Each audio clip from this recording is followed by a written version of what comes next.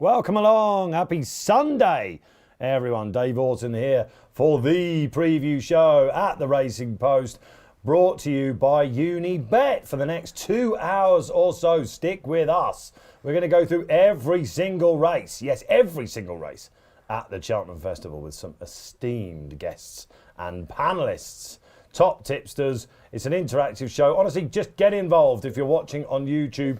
Like and subscribe. That's what it's all about. Let's flood it out there. If you're anything on Twitter, hashtag, I don't know, what is it? Unibet preview, I suppose. I'll get told that in a minute. But we're going to absolutely flood and break X or Twitter or whatever you call it, because they could have some strong opinions coming your way. Let's get straight into it, shall we?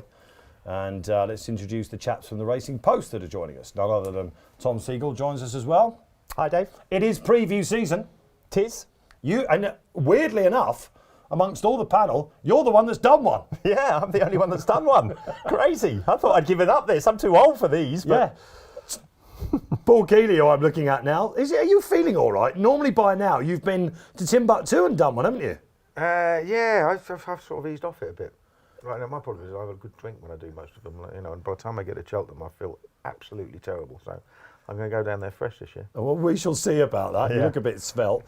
And all right, let's go from Unibet, giving you all the offers tonight, all the prices, representing them. Brett Williams, great to have you back in the studio. Brett, how's life? Yeah, very well, thanks, Dave. Yeah, probably sort of getting around a little bit better than you at the minute. Indeed, I've had a schooling accident, as you might see, going down, but don't worry about that.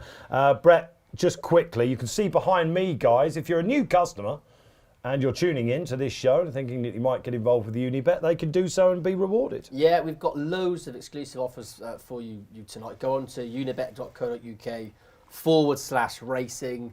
Loads of specials available there. We've got a new offer as well for new members who want to join Unibet, where you can get a free bet in every single race at the festival. 28 races, a free £1 bet. That's from the 1st of March right the way through until the 10th of March as well. So lots of good reasons to get onto unibet.co.uk. What, every single race from the 1st to the 10th of March? Every single race? No, that offer's available from the 1st. Kills, we're 2 minutes in, God, and you've given him a banana skin. Hang on a minute.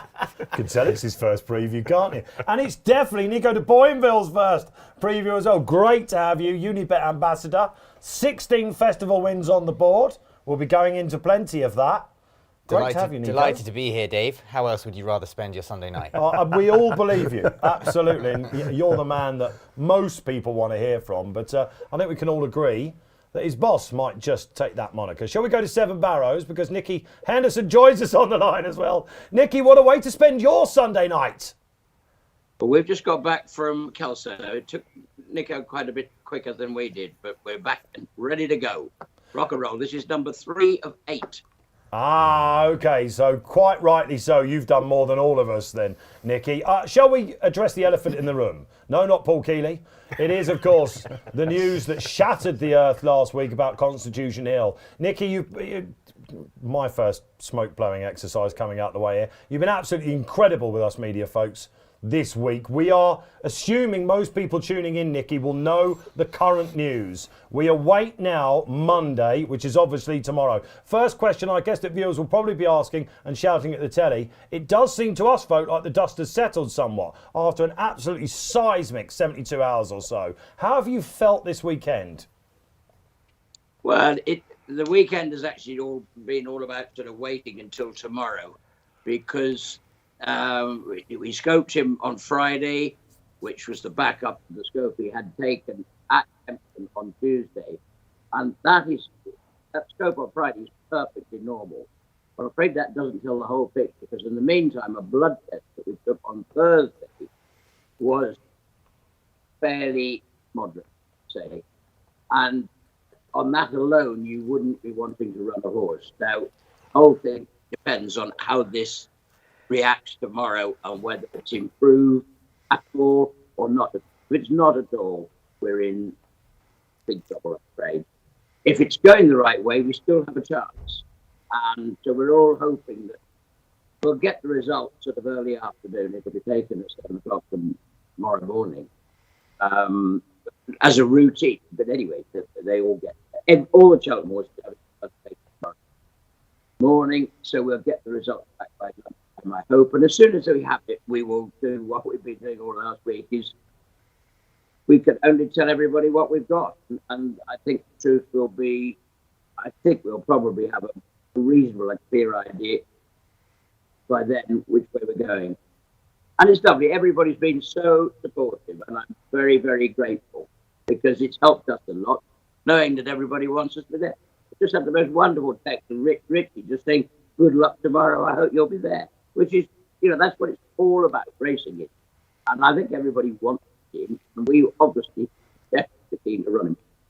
Yeah, all right, Nicky. Well, look, everyone in the racing world and beyond wishes you all the best for that, and fingers crossed for tomorrow. You're going down there tomorrow, Brett, aren't you? That's a hot potato, isn't it? Yeah. We're heading to Seven Barrett to film our Unibet Cheltenham Festival preview, but we'll be on hand to find out the news as it happens. But yeah, looking forward to it anyway. Be good. All right, there you go then. All right, well, so we've covered that news. We assume that most of you are vested racing interests, and if you're not, then you've just got a rude awakening that Constitution Hill is in major participation doubt. But you never know, things could turn around quite quickly. Right, shall we move on, which is what you all want to do? And I said to you just before we went on air, Tom, the key here is to get through the Supreme Novice Hurdle, the opening race, quickly. You replied, Ballyburn. That's quick. You actually said, I've done 400,000 more of these than you, Orton. And I thought to myself, well, there's a reason having done 4 or 5 with you, Tom, when I'm asking you. And I'm looking at you, Paul Kealy, as well. But of course, it does start in about a week's time. On the Tuesday, it is the Supreme Novice Hurdle. Tom's just giving you his nap of the entire meeting. You could all turn off now and go and enjoy your wine. But here we go. These are the prices. You'll get these every race, non-runner, no bet at Unibet now, live basically. And on Friday, Brett Williams, we started to have a rough idea. Money was talking for Ballyburn. It's been one of these great guessing games with Willie Mullins. Where does he go? Will it be the Wednesday race, the bar in Bingham, over to 2 and a bit, or will it be in the Open? I'm strongly now suggesting this is where he'll turn up. I think the only certainty with regards to Willie Mullins is being that Factor File is definitely going to run in the Brand Advisory. The rest of them, you've not really got much of an idea. But yeah, I think that now the money has come for Ballyburn, which suggests that may be where they're going to go. I mean, it's obviously an embarrassment of riches, isn't it, really, for Willie Mullins. I'll just give you a couple that have been backed in it as well. We're here from Nicky in a few moments' time, and also from Nico as well, with regards to Jericho de Repine. He has been quite well backed. We saw there in that caption around 8-1. Has been sort of just talking to our traders this morning. There's not been loads and loads of money coming from him, but they've just been steady trickles throughout the campaign. If you remember when he started off winning at Newbury at the start of the campaign, he was almost favourite for the race, wasn't he? And then obviously the money sources have come and usurped him at the top of the market. But he's still been quite popular. But yeah, Ballyburn 5-6. Bearing in mind he opened at 14-1.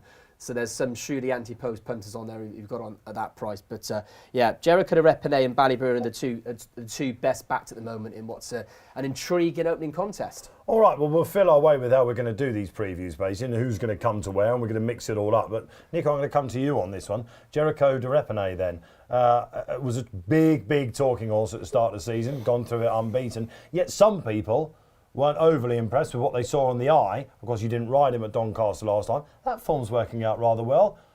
Wouldn't swap him type thing?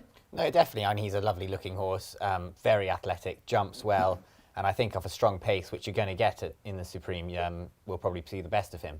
As I said, although he made hard work of it at Doncaster, I think that really sort of would have made a man of him more than anything else. So looking forward to what he can do. Let's go to Nicky here, because, of course, if he had said that he would have swapped him then, Nico, you might have swapped your stable jockey, of course. And I have to say, Nicky, it was a right intrusion, wasn't it, when you were filmed watching this in a betting shop? Was that in Newbury? And all the whole social media, I don't know if you saw you watching it and watching him get over the line. He was very short odds, but he got it done. What's the latest on what could be the next stable star? Yeah, all is good.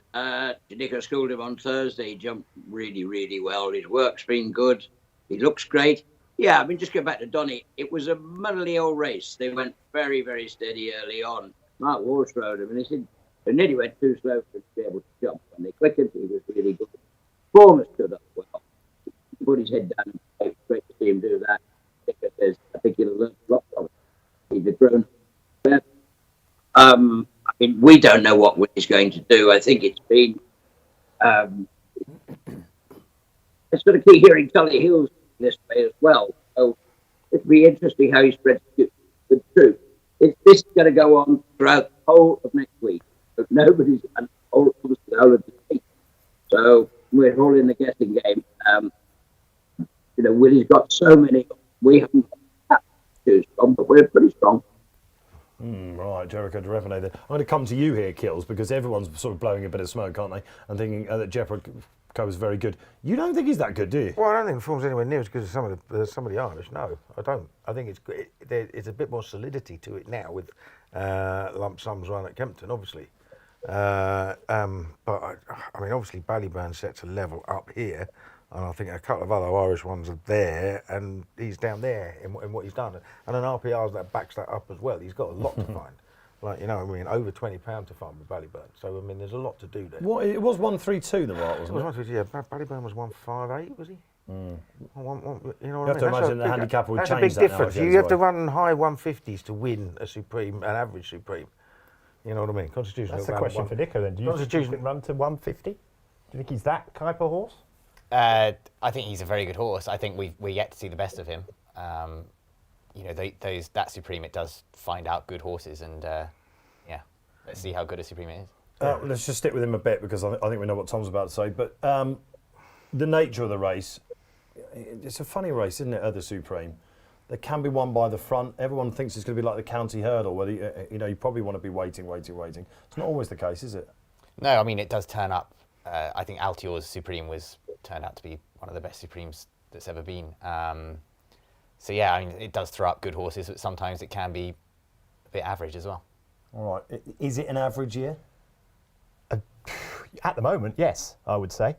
I mean, the one thing we don't know is how the British novices match up with the Irish. There's been Farron Glory came over and might have won the Formby at Aintree, but the form of that, your horse yesterday got beaten, that won it. It's just up in the air as about how much better that we don't actually know yet. Yeah. So we're sort of making these assumptions that the Irish have got millions of great novices. We don't actually know. Willie Mullins, when he won at the Dublin Racing Festival, two of them were when he won the Lawless of Naas, it was the outsider of his whole lot. When he won the 2 mile 6 race, it was the outsider of his whole lot. Ballyburn has been the one constant they've had right throughout. It's been their best one. But I'm going to tell you a little story. I sat next to Willie Mullins at a Cheltenham preview a long time ago when 5 for 3 won the 2 mile 4 race, and there was 1,000 people in the audience, and it was 24-hour decks at the time, and he told everyone in the audience that it was running in the Supreme, and that was 24 hours before he changed his mind and ran it in the thing. So people who are saying Ballyburn is definitely going in the Supreme, I mean, they don't get it. He's only 4s, isn't he? For the other race or something, isn't he? Exactly. Without the non-runner, no bet, it's not. You know what I mean? He's not like he's gone out to a massive price. Well, I mean, and I think about it is we've now got a Met Office forecast of basically dry and windy for the next week. That's what it's saying. I think a bit of rain around on Wednesday. And I know, Nico, you were saying earlier on that it's been pelting it down for ages down there. But if you get a few dry days, it will dry out the top of it. Now, we all know that it get 2 or 3, 4 mils of rain on a day, and it's going to go back to being very soft. But if it does look like drying out and being good and soft, you can easily see him switching, can't you? Yeah. The guessing game began to manifest more because of Tully Hill, of course, who was second favourite on the books, and Kills has come to you on this one. What did you make of his resurgent win last time out? I thought he was very impressive. I don't think it was anywhere near as good as Ballyburn's win at Leopardstown, but I thought he was very impressive. Did get an easy time. He definitely got an easy time. He's obviously not going to get that. We're obviously not going to get that at Cheltenham with Ballyburn in race, because I'm sure he'll have to make it if he's going 2 miles. So. I'm not 100% on him. I can't see Mystical Power running in this race as well. Well, he was the drifter on Friday, wasn't he? He went all the way out. He was a drifter. I mean, now he's out of Annie Power. He ought to stay all day, but he's very keen and he can't jump. Very keen, yeah. You know what I mean? So I just, I don't know what maybe they want to push him over the longer distance to help his jumping. But I mean, he's very keen at the He won the Moscow Flyer, didn't he? Which is often a Supreme trial for Woody. But with him, Perret Pass, the Ballymore winner. Yeah, he did that last year. Yeah. I always get this wrong. I mean, I backed Constitution Hill for the Ballymore and I backed him Perret Pass for the Supreme. So which one have you done this year? Well done, genius. I told everybody that Ballyburn was an absolute certainty to go for the Bearing Bingham. So he definitely goes for the Supreme. He probably wins it, but you can't be afraid of one horse anyway. You really can't. So give us some alternatives. I'll tell you one thing. The number of horses that ran a really big pre-Cheltenham race and got beat, Denman, Pont Alexandra, My Tent or Yours, Yanworth, Dunguib. Like, you know what I mean? It happens, right? There are very good horses in all these races, and there'll be more than one, hopefully. The one I backed is Firefox, in the hope that, in the hope that Ballyburn wasn't going to run, obviously, but he obviously has beaten him. Now, I'm not going to say it's absolute certainty that neither of them was particularly fit that day because it was first time out. But it was a good horse in bumpers, Firefox. He jumped really well. He showed a good turn of foot. I think he's going to be there or thereabouts. I'd like Ballyburn not to be there, for sure, because he's easily got the best form at the moment. All right, okay. So look, we kind of wait with bated breath. Any of the other British novices in this? Tell her the name is one for Ben Pauling, who's having a great season, isn't he? Have you ever come up against? I have. Django Bay beat him first time up at Ascot. Yeah, he's a good horse, but I mean, what's he been running in really? For this race, you're looking for the future champions of the sport, and that's what you're looking for. You know, what is it going to throw up? Is Ballyburn going to be a future champion chaser or? If he turns up, are you thinking he's the one that you'll obviously have to aim at? Yeah, definitely. Yeah. All right, okay. All right, Can I just throw one in? Just very quickly, Mr. Giff. He's another Willie Mullins horse. I think they're quite keen on him. He was really, really impressive to the eye. It was a nonsense race he won, but he was really impressive to the eye, and I think he's going to run. What price is he, Brett? Curveball. 20 to 1. 20 to 1 with Unibet. All right, Tom has spoken, and Mr. Giff it is. We got through that quite quickly. You really are getting the hang of this game. We've got 27 to go through, though. Still got 20, exactly. Hey, Sunday night, we're having fun. Well, let's loosen this up a little bit, shall we? It's the Arkle coming up next. The Arkle drove his second race, of course. First race over the fences. And before we go to the panel, we have a boost here, the first of 4 boosts, I think, throughout the festival. Give us it. Yeah, so we'll sort of mix it up a little bit. So we're going to do a few boosts that Mr. Kealy and Mr. Segal go for. We're also going to put a few of our own in as well. But the first of those is Marine National in the Arc. If you fancy that horse to come home in front in the 2-mile Novice Chase, currently 9 to 4, we're going to boost that now out to 3 to 1. How long that lasts, I don't know. Our traders are going to sort of let us know, but it won't last for long. So get on unibet.co.uk/racing and get the avail to that offer. So yeah, Marine National 3 to 1 boosted odds for the next 5, 10, 15, 20 minutes, who knows? This is a division that has just been, it's been like the Enigma code, isn't it, to try and solve. Just when you think you've seen the second coming, like Marine National, he goes and blows out at the DRF. What do we do with this race? Well, we take on Marine National, I think. I think we have to, don't you? I mean, I'm the world's worst forgiver anyway. And I know that. You know what I mean? Do you know what I mean, though? That was horrendous the other day, wasn't it? Yeah. I mean, I don't like backing horses on the back of that. I mean, I think he'd need very good ground to be a player. If Keels is right and it dries out a lot, then he becomes more into it. But I think it's a shock. He's a shocking price at 2 to 1. We've got Facile Vega on the show there at 8, and I mean, I think he'll go up in trip. Facile Vega Founder 50 jumps violently out to his right. I think this is all the hallmarks of an upset for me.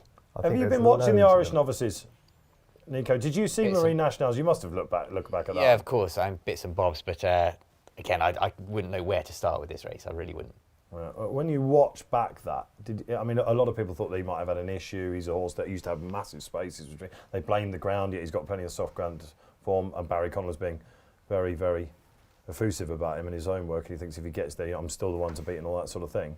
How would you go about riding him after what he did last time out? Would you be super confident, or like in the way that you just could be positive and go out? I think you'd have to be. I mean, you go back to how he handled the track last year, and albeit over hurdles, but I think you've got to be positive and put it behind you, and that's the way to ride him. All right, okay. Give us the market.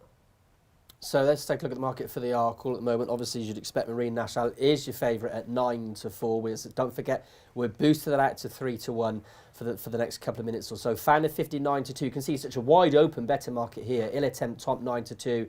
Gallet Warrior probably going to go for the Turners 13 to 2. Hunter's Yarn 7s.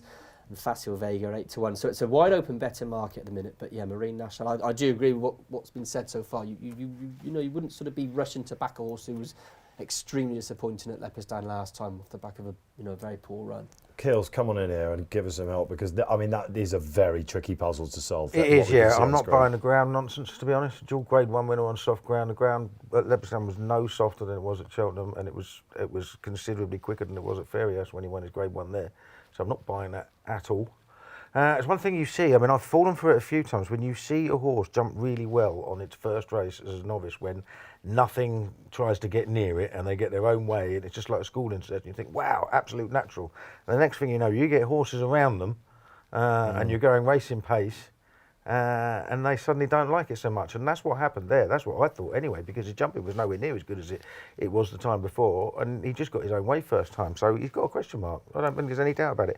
The other question mark to say that going on about Altior's being the best Supreme ever, was it that good last year? No. Overall, don't think it was. You know what I mean? The way he won it, but the way he was a 1-1-1 horse going in, wasn't he? Yes. But Facile Vega's basically ultimately disappointing and has been running over the wrong trip. You know what I mean? If there was bumpers over 3 miles, he should have been running in them. I think he's a stayer. I don't know what he's been doing at 2 mile for so long. So I'm not 100% sure. All right, so you've got Ilete Tom. He was from the Supreme as well. I don't think he's fast enough for 2 mile round Cheltenham. Talk me out of him, because he looks the most solid one. He won obviously at Leopardstown when Marino. Yes, and when he won at Leopardstown last year, the form was turned around at Cheltenham, and he just wasn't fast enough. All right, and this is a furlong shorter, remember, the Arkle than the Irish Arkle.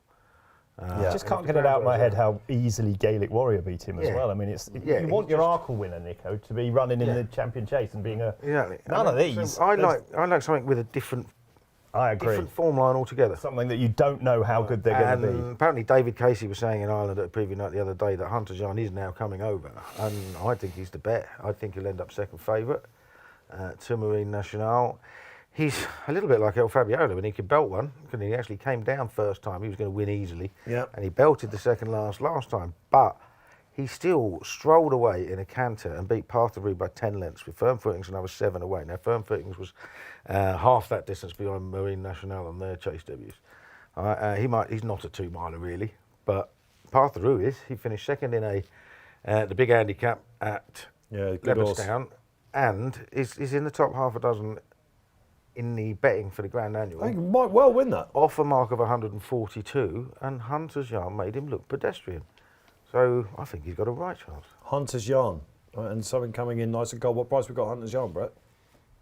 Tens. Tens is shorter in other places. I think it's interesting, like you were saying about that, it's very rare you get an anti-post favourite for any race, especially a championship race, who's odds on 2 months ago, then goes out to 9-4, yet is still favourite for the same race. It just shows how murky it is. A murky race then. We'll save Nicky Henderson the honour of actually coming in and talking about this one.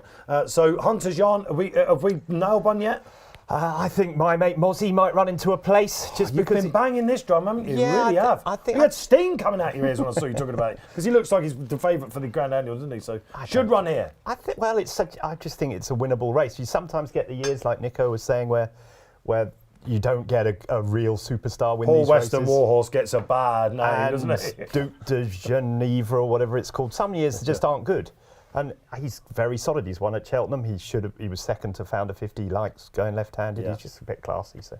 All right, okay, there you go. That's the Arkle, the second race of the day. Let's pick up the pace show. It's the first handicap of the week. It is the Ultima, 3 miles and a bit over the fences, and it's been a classy race over the years. Here is the market, and we have Willie Mullins, surprise, topping them. I tell you what, Meeting of the Waters, one of the Paddy Power Chase, of course, over the Christmas meeting. Not so good last time. He 9-2. Brett. Yeah, this is always a cracking race.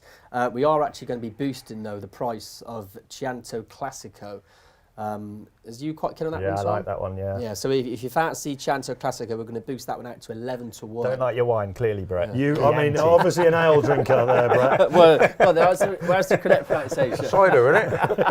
That's what we have down West Country. They're watching Nicky's just spat it out, I think, probably listening to that pronunciation. I think. Come on, we're boosting it anyway, out to 11s. Have you got a ride in this yet? Excello, I think he's 25-1 at the moment. Oh, let's go to the governor then, shall we? This is a bit of a curveball, Nicky, because you ran him at the trials day, didn't you? His horse that you've inherited from France. I think a lot of people after his Ascot win got very excited about him. Well, the handicapper did, yeah.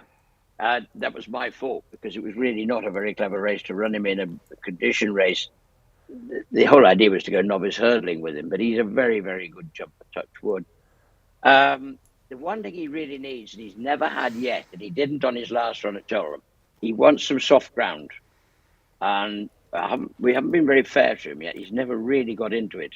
And I know the boys in France told us he's a miles better horse when you get a good cut in the ground. And I think we'll have a crack at this. He's only 5. But he's...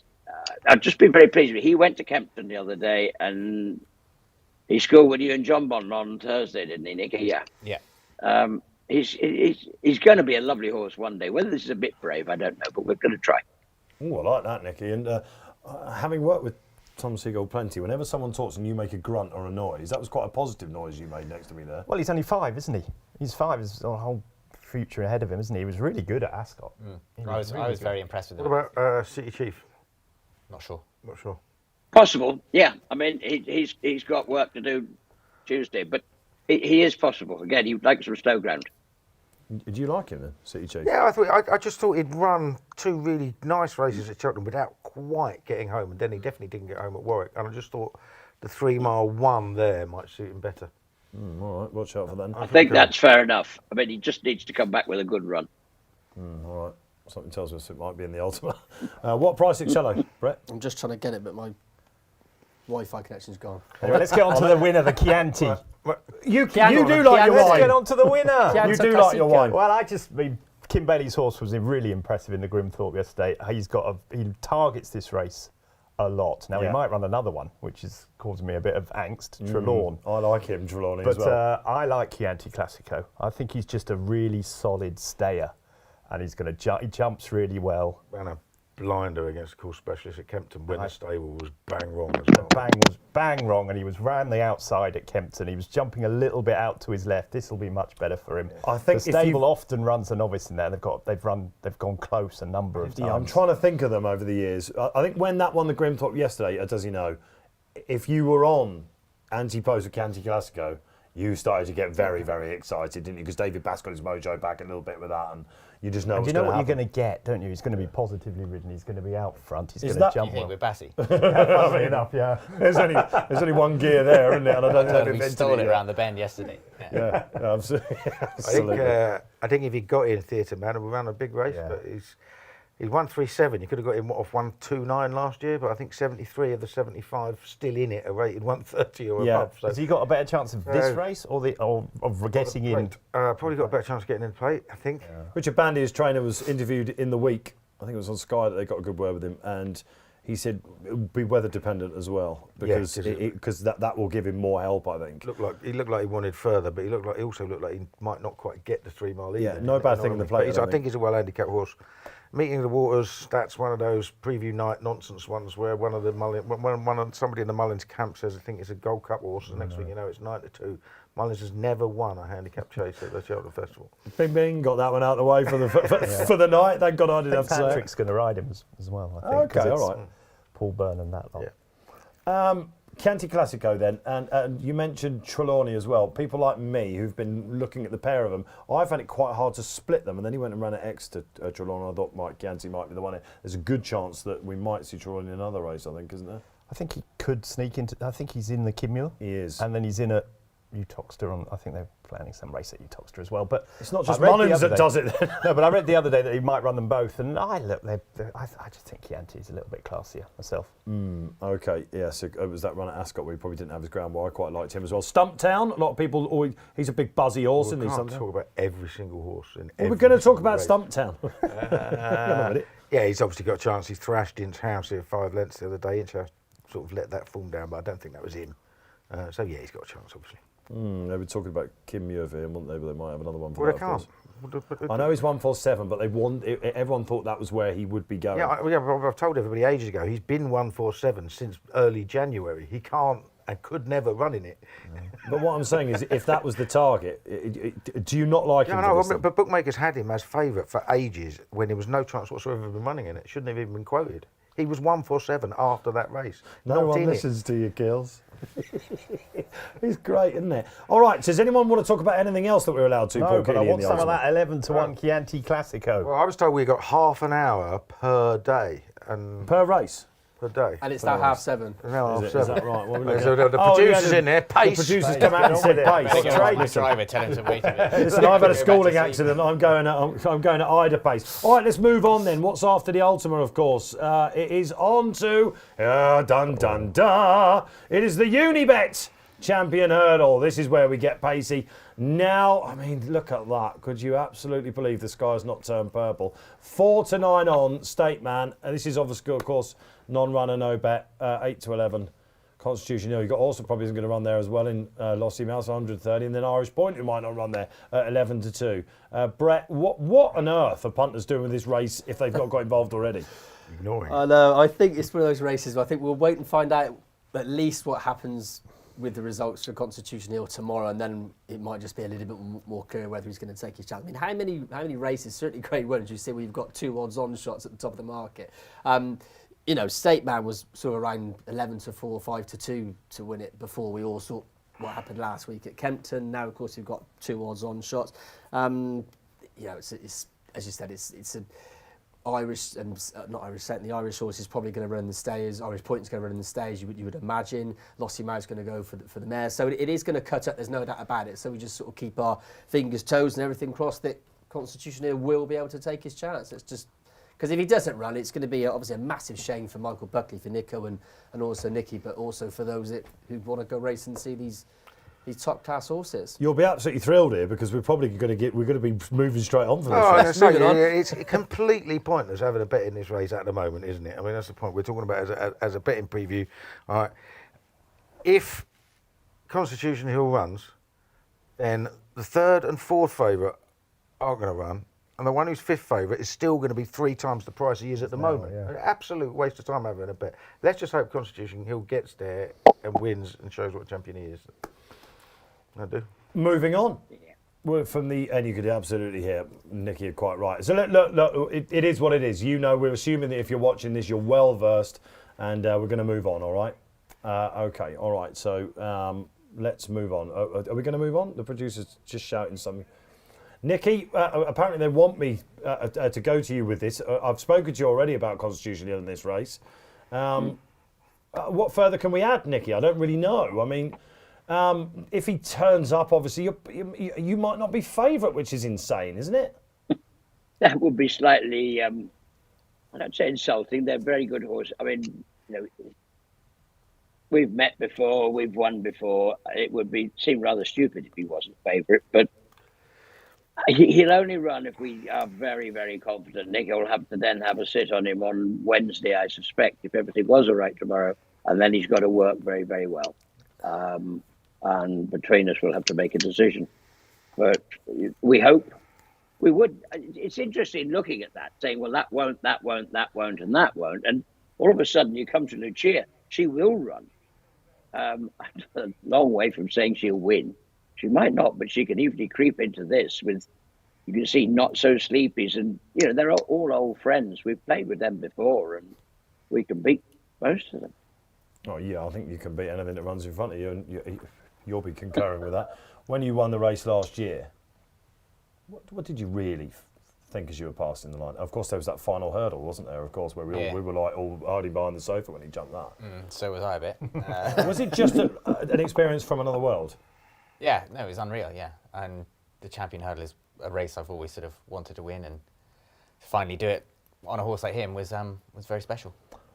As you're walking back down, yeah, was that a different feeling as well?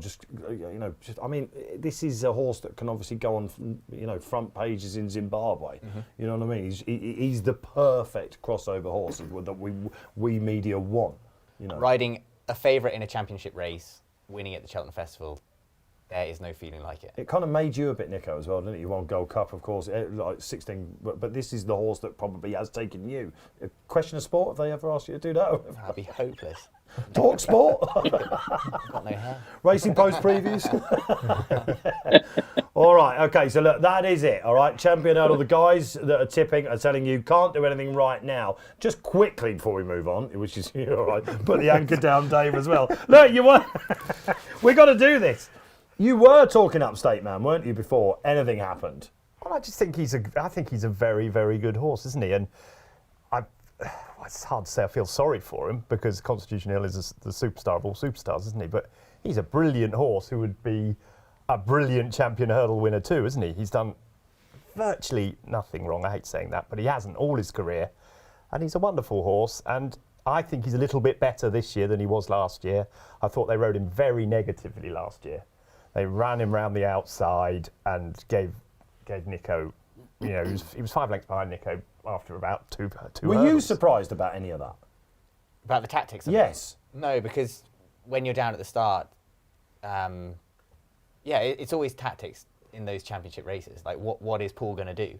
And I'm very aware of where he is. And he did it with Shishkin and Nergamen. I expected a Nergamen to pop out and go gallop, and then he stopped in behind me, tracking me. I don't think he'll do that this time. No. No. No, because he's a horse that likes to get on with it, a bit of statement as well, isn't he? All right. Anyway, let's see. It'll be interesting. It'd be great. Yeah, all right, fingers crossed. And you'll be delighted to know we're now moving on to the Mare's Hurdle. Shall we get out the market? It did come up popping up in front of your eyes. And assuming that she turns up here, Brett Williams, Lossiemouth will be one of the bankers of the festival for many and one of the best backed horses at that. Yeah, she's been very well backed, as you'd expect. Certainly when Connection said this was the race that she was going to go for and not the Unibet Champion Hurdle, obviously after she'd won the Unibet Hurdle at Cheltenham, of which before she won the Unibet Hurdle, she was 5-2 to win this race, and that's completely been mocked at now. She's 1-2 and no real opposition to her whatsoever in the market. I mean, I suppose they're both, because they're both in the same yards, perhaps might not be such a bigger question, but they are in different ownership. If God forbid, Constitutional doesn't run in the Unibet Champion Hurdle, would Rich Ritchie decide to well, they've said no. They've said no completely. Said State Man needs to not run as well. Like, you know, so Let's come to Nicky. Wishful thinking, maybe. Nicky, when you saw Lossiemouth return, you had First Street in the race, of course, and a lot of people were, you know, the First Street is a sort of benchmark for a lot of people where Constitution and the Champion Hurdle are division. You know, it's also that can run well in these championship races, of course. We know this. What did you think? Did you think, my God, I've got another player potentially against us? Well, I did, actually. But I know Rich has been adamant that's where he's going to go, down the Mare's route. And I don't think the fact that Constitution Hill is a doubt doesn't seem to have changed his mind. I think he's probably right. I think Willie's been very clever with Lossiemouth in that we know that the 4-year-olds from last year, the 5-year-olds now, do have a notoriously difficult season. And I think he's purposely kept her up his sleeve till late on. He hasn't come into the game at all with her, just one run and in here. And I think that's clever thinking. He is clever. We know that. But I think this is well campaigned with an objective, and she's going to take an awful lot of beating. Well, what are the worries? Because I've heard Paul Kealy just... Well, I mean, I think that the only worry is, I mean, if you're talking about lumping on one at a short price, is you want all the boxes ticked, don't you? And the one she hasn't ticked is she hasn't won over the trip, and she looks very fast. And I spoke to Joe Chambers earlier in the season, and he said to me flat out, I don't think she'll stay. They've changed their minds now. But they also said to me before that race at Cheltenham, she's improved absolutely dramatically since last year, and it looked very much like that.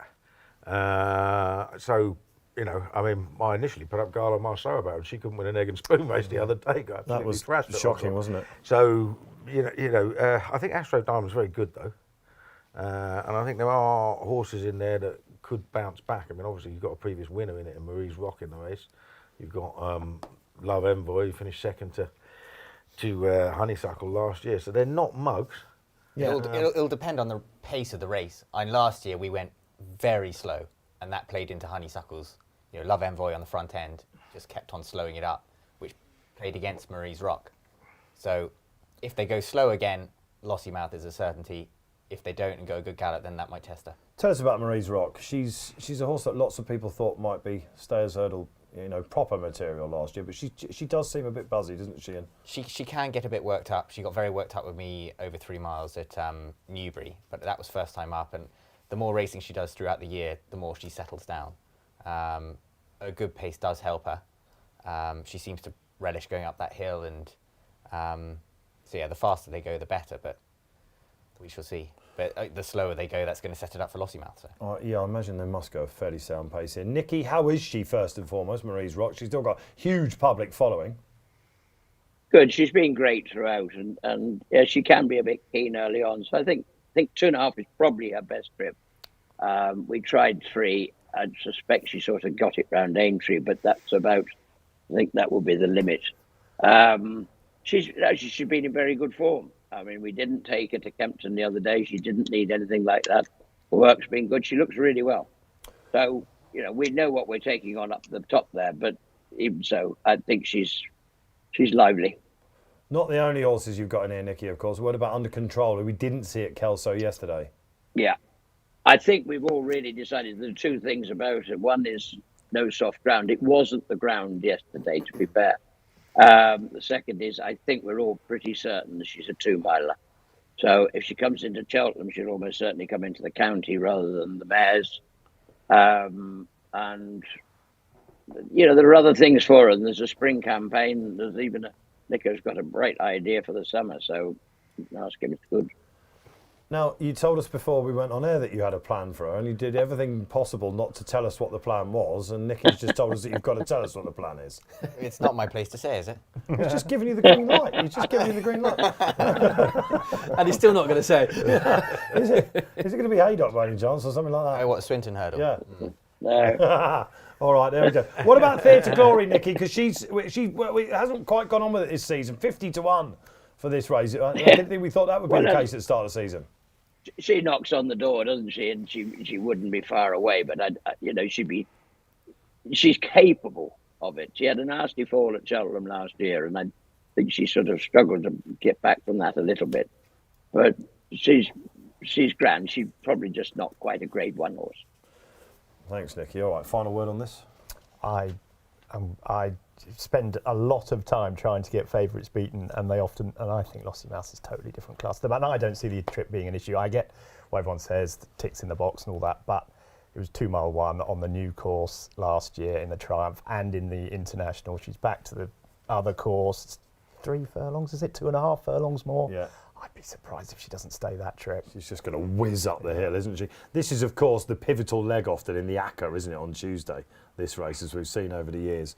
All right, Lossiemouth, you with her or against her? 2's on then if you fancy it at Unibet. All right, shall we move on and get the market up for the next? We're going to be doing some more handicaps now. Is it the Boodles coming up? Yes, it is. And another horse that might not even run is Lark in the Morning.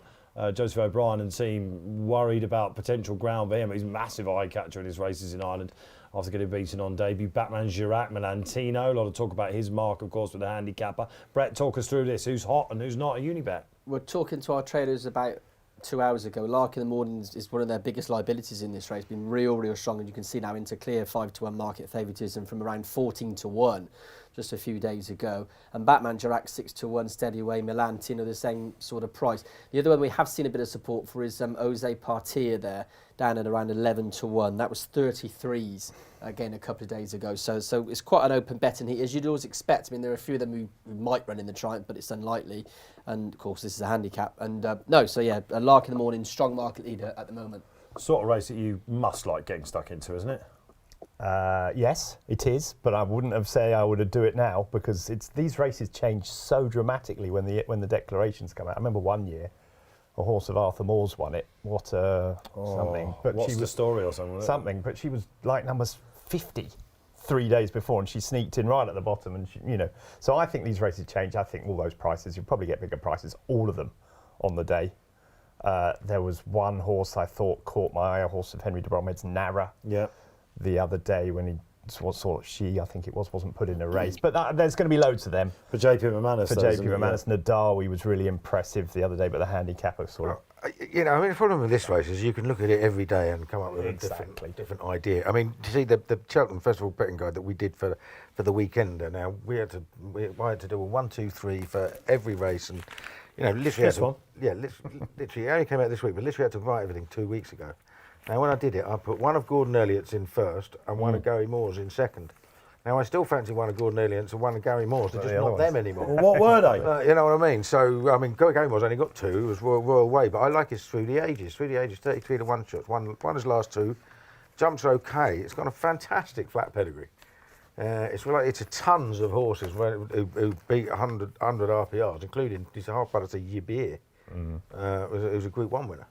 You know, Have you read this yet? Obviously got it from the. Yeah, bedtime reading is great.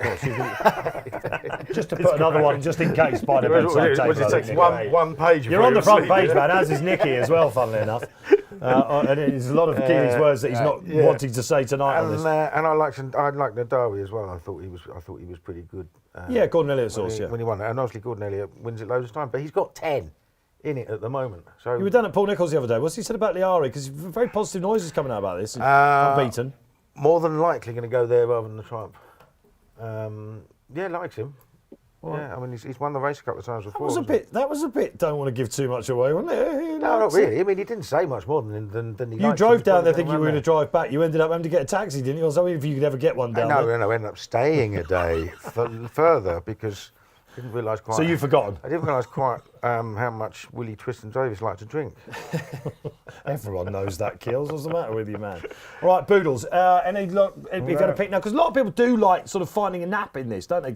They love this. They're all bonkers, aren't they? I mean, this thing that's been backed off the boards at the top, like, you know what I mean? It's all the talk of Ireland. So, you know, I mean, all these horses, handicap picks that are the talk of the previous night's run, they're never the ones. No, they're never the ones, and they're always much bigger prices on the day. Yeah, always bigger prices on the day. I remember Bad was the talking horse for this race last year. That's because of him. Yeah. It's because of you. Bad just got touched off at Ascot last week. Yeah. He's rated lower now than he was then. All right, okay. Talking about days, we're about to end day one. We're delighted to hear with one of the proper races of the week. It's a National Hunt Chase. Let's get the market up for this, see if the chaps are seeing the ball slightly bigger in this. Hang on a minute, there's one missing from that. Missing from that. It's my horse. Where is he? Embassy Gardens is missing from that. Brett, you can tell us what he is from that, but it does actually There's look loads like, missing from that. It does look like Corbett's Cross is going to go off favourite, doesn't it? And Salvador Ziggy has been very well back for Gordon Elliott in the last couple of weeks. Give us the update, please, Brett. Yeah, so Embassy Gardens obviously not on that caption there, but has been very, very popular. Obviously, when we first opened betting on this back in sort of November time, he was a 25-1 shot, now 9-4. At the top of the market, Embassy Gardens. Corbett's Cross has been very strong as well, as you can see. Again, was a much bigger price earlier on. And Flooring Porter, they're not quite sure what they're going to do with him yet, are they? But there has been nibbles of support for him today. Of course, the former Stairs Hurdle winner. 8-1 could go for the R or the Brown Advisory. But yeah, at the moment, Flooring Porter has been nibbled at for this race, which may just signal that is the way they're intending going at the minute. But Embassy Gardens by far the strongest in the betting in the National Hunt Chase. I'm glad to hear that. I'm somewhat surprised to hear that because everyone's, seems to be jumping on Corbett's Cross offers them. Could have had a worse prep for it, could he? I don't like Corbett's Cross. I don't think he jumps well enough. And I'm not sure he stays either. Obviously which is a bit of a problem for a 3 mile 6 furlong chase around Cheltenham. I don't really get it. I mean, I was really excited to see him at the start of the year. I thought he was going to turn out to be really good. I think he's been a disappointing horse. Now we're asking to back him as favourite for a festival race. I don't get that. Will he go off, Fav? Could do, of course he could. Depends on, because you got the JP Mullins horse, factor. isn't it? Yeah. Well, it is. I mean, who knows? I think they're both terrible value, to be honest. So do I. Both awful value. Yeah, I'd rather back Flooring Porter and Broadway Boy myself. Flooring Porter, I mean, there's been talk about him going for the Stayers Hurdle again. The only thing about him is he's a Cheltenham horse, through and through. Every time he's run Cheltenham, he's run really, really well. 2 Stayers Hurdles, 1 on Novice Chase there, finished third in the Stayers Hurdle. So you got to give him respect. But I did think, I've backed Broadway Boy for the Brown Advisory. Was trying to talk Willie Twist and Davis into going for that because it'd be a small field and I'm on each way and he's definitely going to finish in the fray. Blah blah blah. And Nigel agreed, and Willie by the end of the night had talked me around to come in here. He said we can beat this lot. We're better than them. He's absolutely convinced. You know what I mean? And I think he is a good horse and he's a Cheltenham horse. And he thrashed. He won quite easily that handicap chase. He got backed off the balls, beat 300 through 5. Protectorate was third. I can't remember what was fourth, but was it Rapper? Could have been. Henry Daly's horse. Yeah. Yeah, now 300 for 5 and Rapper were second for first and second in a 100 grand handicap chase at Ascot next time out. Protector out has chased home Shiskin and Long Press in between. Like, you know what I mean? That's good form. I mean, he's right up there. On Racing Post ratings, I think he's top. Like, you know, in his double figure price. I rode him against Flooring Porter at Cheltenham. Yeah. Oh, you did? Yeah, that's right. Yeah, yeah. And I think he's significantly improved. Yeah, he's massively improved since then because Flooring Porter won on the bridle that day, didn't he? And Flooring Porter munched a few on the way around. Yeah, that's the issue. That is the issue with him. He's probably not a chaser, is he? He needs to go this way around more than Gaelic Warrior does, doesn't he, I think? Yeah, I think so. Yeah, we see him the next time.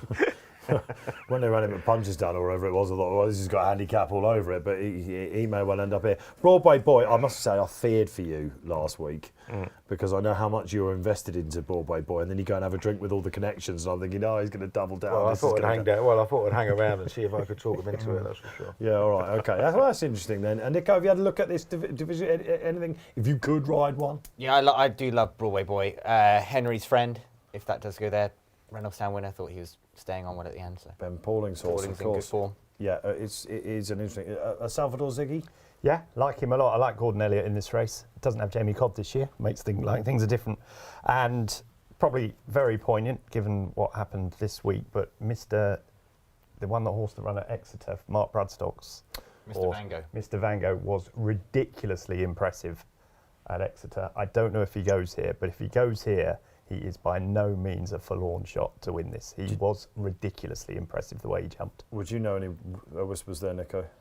Not so much, but you know how the Bradstock horses run, and they jump well, and they can handle whatever ground, and they stay as well. Yeah, this is probably the moment then, isn't it, to talk about the passing of Mark Bradstock then, World Cup winning trainer, of course. A few people closer to him.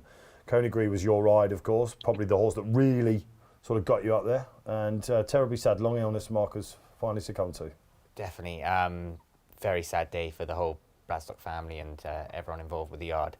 I think myself and Matty Batchelor owe them a great deal. You know, we rode some really nice horses for them, and we are fully part of the team. And they definitely made us feel like family as well. So it's a real sort of family business, and they'll be struggling right now. But I think what racing does well is that they do come together as a community, and there's a lot of support behind them. Yeah, Nicky, let's come to you with this. Really, really sad news, of course. Mark Bradstock passing, been fighting the illness for a long time. And Mr. Vango at Exeter, as you saw, he got great pleasure out of that. It was some balls of steel, wasn't it, putting Coneygree in the Gold Cup? Well, I was only a little part of it in that he used to come and school with us and Nico was riding him. And I did everything I possibly could to persuade him to run it in the RSA. So that's how badly wrong I can get it. Listen, it was a wonderful day that for Nico and them. And if this horse could go and win this race, it will be the most popular winner of the week, without a doubt. He and Sarah were just the most spectacular duet of. I can remember Mark when he first came to Lambourne and worked for Folk Warwind, and he was always just a lovely, lovely person. And, one just had great admiration for the two of them, and they were brilliant. Yeah, yes, absolutely. Here. All our thoughts at the Racing Post and at Unibet to Sarah and the family as well. I remember turning up to a point-to-point one day, Kingston Blount. I remember seeing you ride there as a young. I don't think you were very badly. When I saw you win a Gold Cup, my mind went back to that day. But Mark was dressed in like a sort of like, I don't know, sort of like a Joseph Technicolor dream colour coat, you know. And he was, as we were driving in, a fag coming out of his mouth, and he must have a runner here today. So he pulled down the window. He's more than happy to talk to you about it. And we said, you've got a runner. He went, yeah, he's useless. If we weren't on camera, I could tell you. And he was absolutely right. But he was there. He was right in the middle of it. He was talking to everyone. It was very popular. Yeah, definitely. I mean, he always rode out. You know, he got fully involved with everything. He was always on hand to do something. And they're a real hands-on unit there. And every horse got individual attention. And I think it shows in their results. All right, there you go. Great words then. Passing of the late Mark Bradstock. Keels, nap on day one, please, before we go for a break. Hunter's Yarn. Hunter's Yarn in the Arkle with -10s. Brett? Oh, nap. Are you still with us I'm on day two. All right, okay. Tom, nap on day one. Chianti Classico for me. Chianti Classico. Okay, we're going to go and get Brett a bottle of wine while we have a quick breather. Oh, good, I know. Betting on the horses to be anything but flat. With an app that impresses every time out. You're on. Want to watch live streaming of races in the UK, Ireland and around the globe? And get a chance to win even bigger with 3 Uniboosts every day on any horses you want. Unibet, you're on.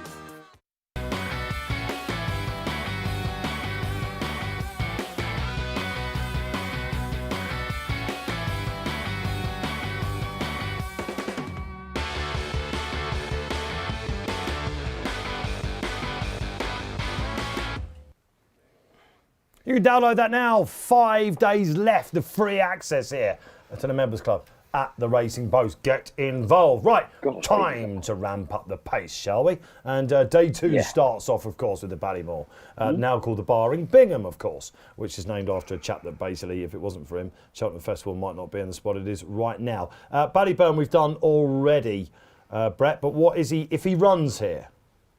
He's even money if he runs. But Mystical Power is obviously the main horse most people are interested in. You couldn't get a better bred horse than this, could you? But by Galileo out of Annie Power, 3-1 at the moment, and is by far our worst result in this particular race. So we need to try and get this horse beaten, as there were a few Schroeders on at 33-1 back last summer. Slay still also pretty strong in the market there as well at 3-1. And bit of Ricky Dickey as well, a bit of support from 10-1 from 14s. But no, it's again, it's very much up and down which horses go where, but the bet I think would suggest that Mystical Power is going to go for this Ballyburn for the Supreme, and that is the way it looks at the minute. You'll be delighted to know we've done Ballyburn. Should he turn up here, is he going to just win this as well? Yeah, I think so. I mean, Slaysteel's been favourite without him for most of the time since the DRF. Yeah, so he'll win it. But if he doesn't, I think it's wide open. You can make cases for all of them, can't you? I mean, you'd hope that there's something that else could get within 7 lengths of Ballyburn. So Slaysteel's, good horse though he is, you'd like to think he was vulnerable. I actually like, I don't know whether he's going to go, but I like Nicky's horse, Jinko Blue. I really liked him at Sandown. And I think he beat an in-form, rapidly improving horse. He won very easily again next time as well. Yeah. And absolutely thrashed him as well. So, interesting horse. Straight over to Nico then. He does look like a potential fly for everyone in this race. He does. I mean, the form's stacking up well. He was beaten first time out by Personal Ambition, who won up at Kelso on Saturday. So yeah, I think there's improvement to come as well. So he's a horse we're looking forward to. Yeah. Is he going to be the one you ride? Yes. You're sure? I think so, Governor, yeah. All right. Because there are horses in this race for you, Nicky, that might have alternative engagements as well. But let's stick with this one. Django Bay, of course, ran a good race at Kelso yesterday. Looks like he's probably going to go to Aintree. So Jinko Blue then really took it apart, didn't he, at Sandown? Not a conventional route. Yes, from a handicap to a grade 1, it doesn't sound the normal plot, but he was quite nicely handicapped, I admit. But the performance itself was, it even surprised us, I have to say. But I think he is one of those that didn't show us a lot early on, but he's dramatically improved as the season's gone by. And he is a very solid person. He's very professional. He knows what he's doing. Yeah, I mean, it was a very eye-catching performance. I got to just say, needs to bear in mind, it was a novice handicap hurdle. Which is a long way from a grade 1, but he's very progressive. Unlucky place will probably come into here as well. And his form is pretty solid, and he's a big improver too. He's done nothing but improve all season. So, I mean, it looks open. I mean, Ballyburn, as we said, if he's there, he's there. After that, I think it's winnable. Worth a shot. Okay, there was another one in there as well. I had on the tip of my tongue as well. Oh, you got Pinky Boy in here as well, haven't you? Is he going to turn Pinky up? Boy? No, well, he's possible. He's got to do a piece of work on Wednesday, and then we'll decide where he's going to go. He is possible. Might lack a bit of experience for it, but he's talented. Okay, all right, Frawley Harrison. All right, okay. You want his jump into sharp up? Has he scored very well? Who, Jinko? Yeah. Yeah, everything's good. All right. He could have a say, couldn't he? Yeah, he's definitely got to improve, but he could do, definitely. I thought Predator's Gold had a chance in this race, because I think he's pulled too hard in those Grade 1s. He was second to Caldwell Potter, the very expensive horse at Leopardstown, over too short a trip. Then he was too keen, but he still ran really well at the Dublin Racing Festival. I think he'll run well in this. Predator's Gold on top at the minute. Well, obviously, it all depends on Ballyburn, but he's not even. When Brett put the prices up there, Willie Mullins had 5 of the first 6, and one of them wasn't even Predator's Gold. And I think without Ballyburn, he might be his best one. Gidley Parker's an interesting horse, Nico, isn't he? Yeah, I like that horse of Harry Fry's a lot. He's a huge horse. He's massive. Would you like to ride him in this, or would you like to ride him on the Friday and over 3 miles? I would be going for the 2.5, I'd say. Yeah. He's a big strapping horse, massive stride. I like him. Gidley Park? Yeah, Public horse, I want to call him. Yeah. I do quite like him. I don't think his form is as good as his market price suggests. All right. But he's obviously got plenty of talent. Sound a And bit I actually lukewarm. like one of the horses who finished behind him for the Albert Bartlett. We'll get to that. Yeah. Soon, you're hoping. All right, okay, let's actually move Before on. midnight. Wednesday is marvellous, isn't it? It's the Brown Advisory comes up next. And, well, this looks like we do know who's running here, pretty much at the minute. A couple of horses that might yet drop out of that, indeed, as soon as I said that. But we know that Factor File is pretty much committed to this, and a rare Willie Mullins moved a couple of weeks out from the festival. JP McManus Hot Pot was confirmed for this, and 11 to 10 on Brett Williams. As that caption suggests, but if you want to take advantage of our price boost, we'll be boosting Factor File. So from 10 to 11, 5 to 4 for the next few minutes or so. So if you want to take advantage of that, unibet.co.uk/specials. In what's again a race that's, you know, always, I'm not sure if this is the strongest of renewals. I do quite like Stairway Fair, who's been quite solid in the betting. Talking to our traders today, just not seen loads of money, but just steady trickles throughout the sort of last couple of months or so, which have sort of just kept his price as it is at the moment at around 11 to 4.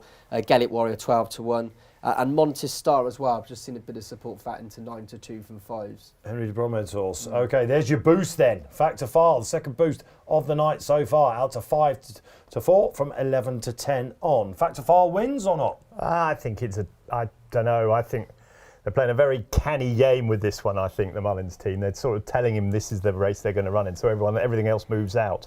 I think he's a bit keen. I would much prefer him down in trip.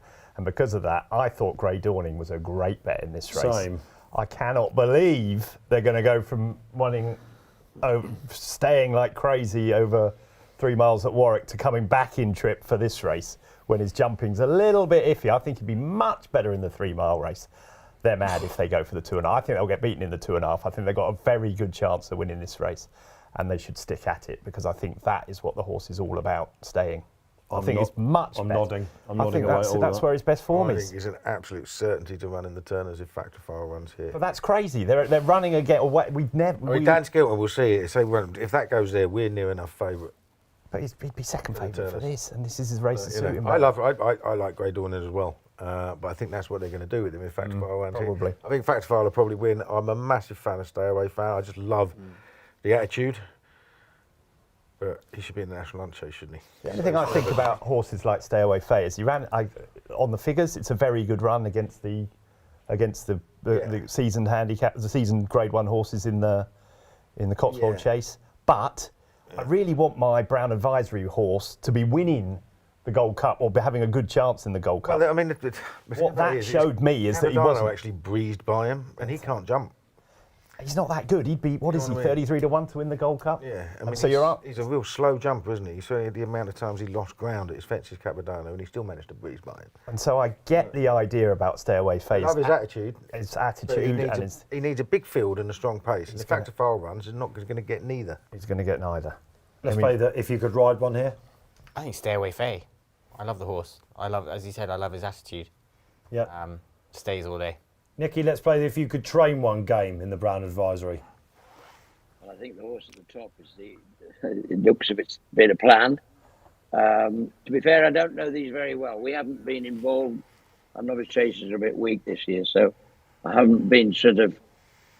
I do love Dan's grey horse. I think he's the best of what we've seen in England, and Willie's usually probably got the best of Ireland. I think it'll be between them. Yeah, it'd be great to see them go up against each other. Yeah. Dan Skelton, if you're listening, and Harry Skelton. All right, that's the Brown Advisory. Just to let you know, that Chianti Classico Not that you'd have any idea about that, Brett Williams. That boost has now from me. that boost has now shut the door. So if you want to get on Factor File 5 to 4, you've probably got the next 20 minutes or so to do so, I'd imagine, because we're whittling through. And we come on to the first handicap of the second day. It's the Coral Cup. Let's get this up, this absolute puzzle that we all love to solve. And at the top of the market is, according to the handicap, of the hardest horse they had to assess over hurdles since State Man ran away with the County Cup at his Sart Majest for Willie Mullins, Brett Williams.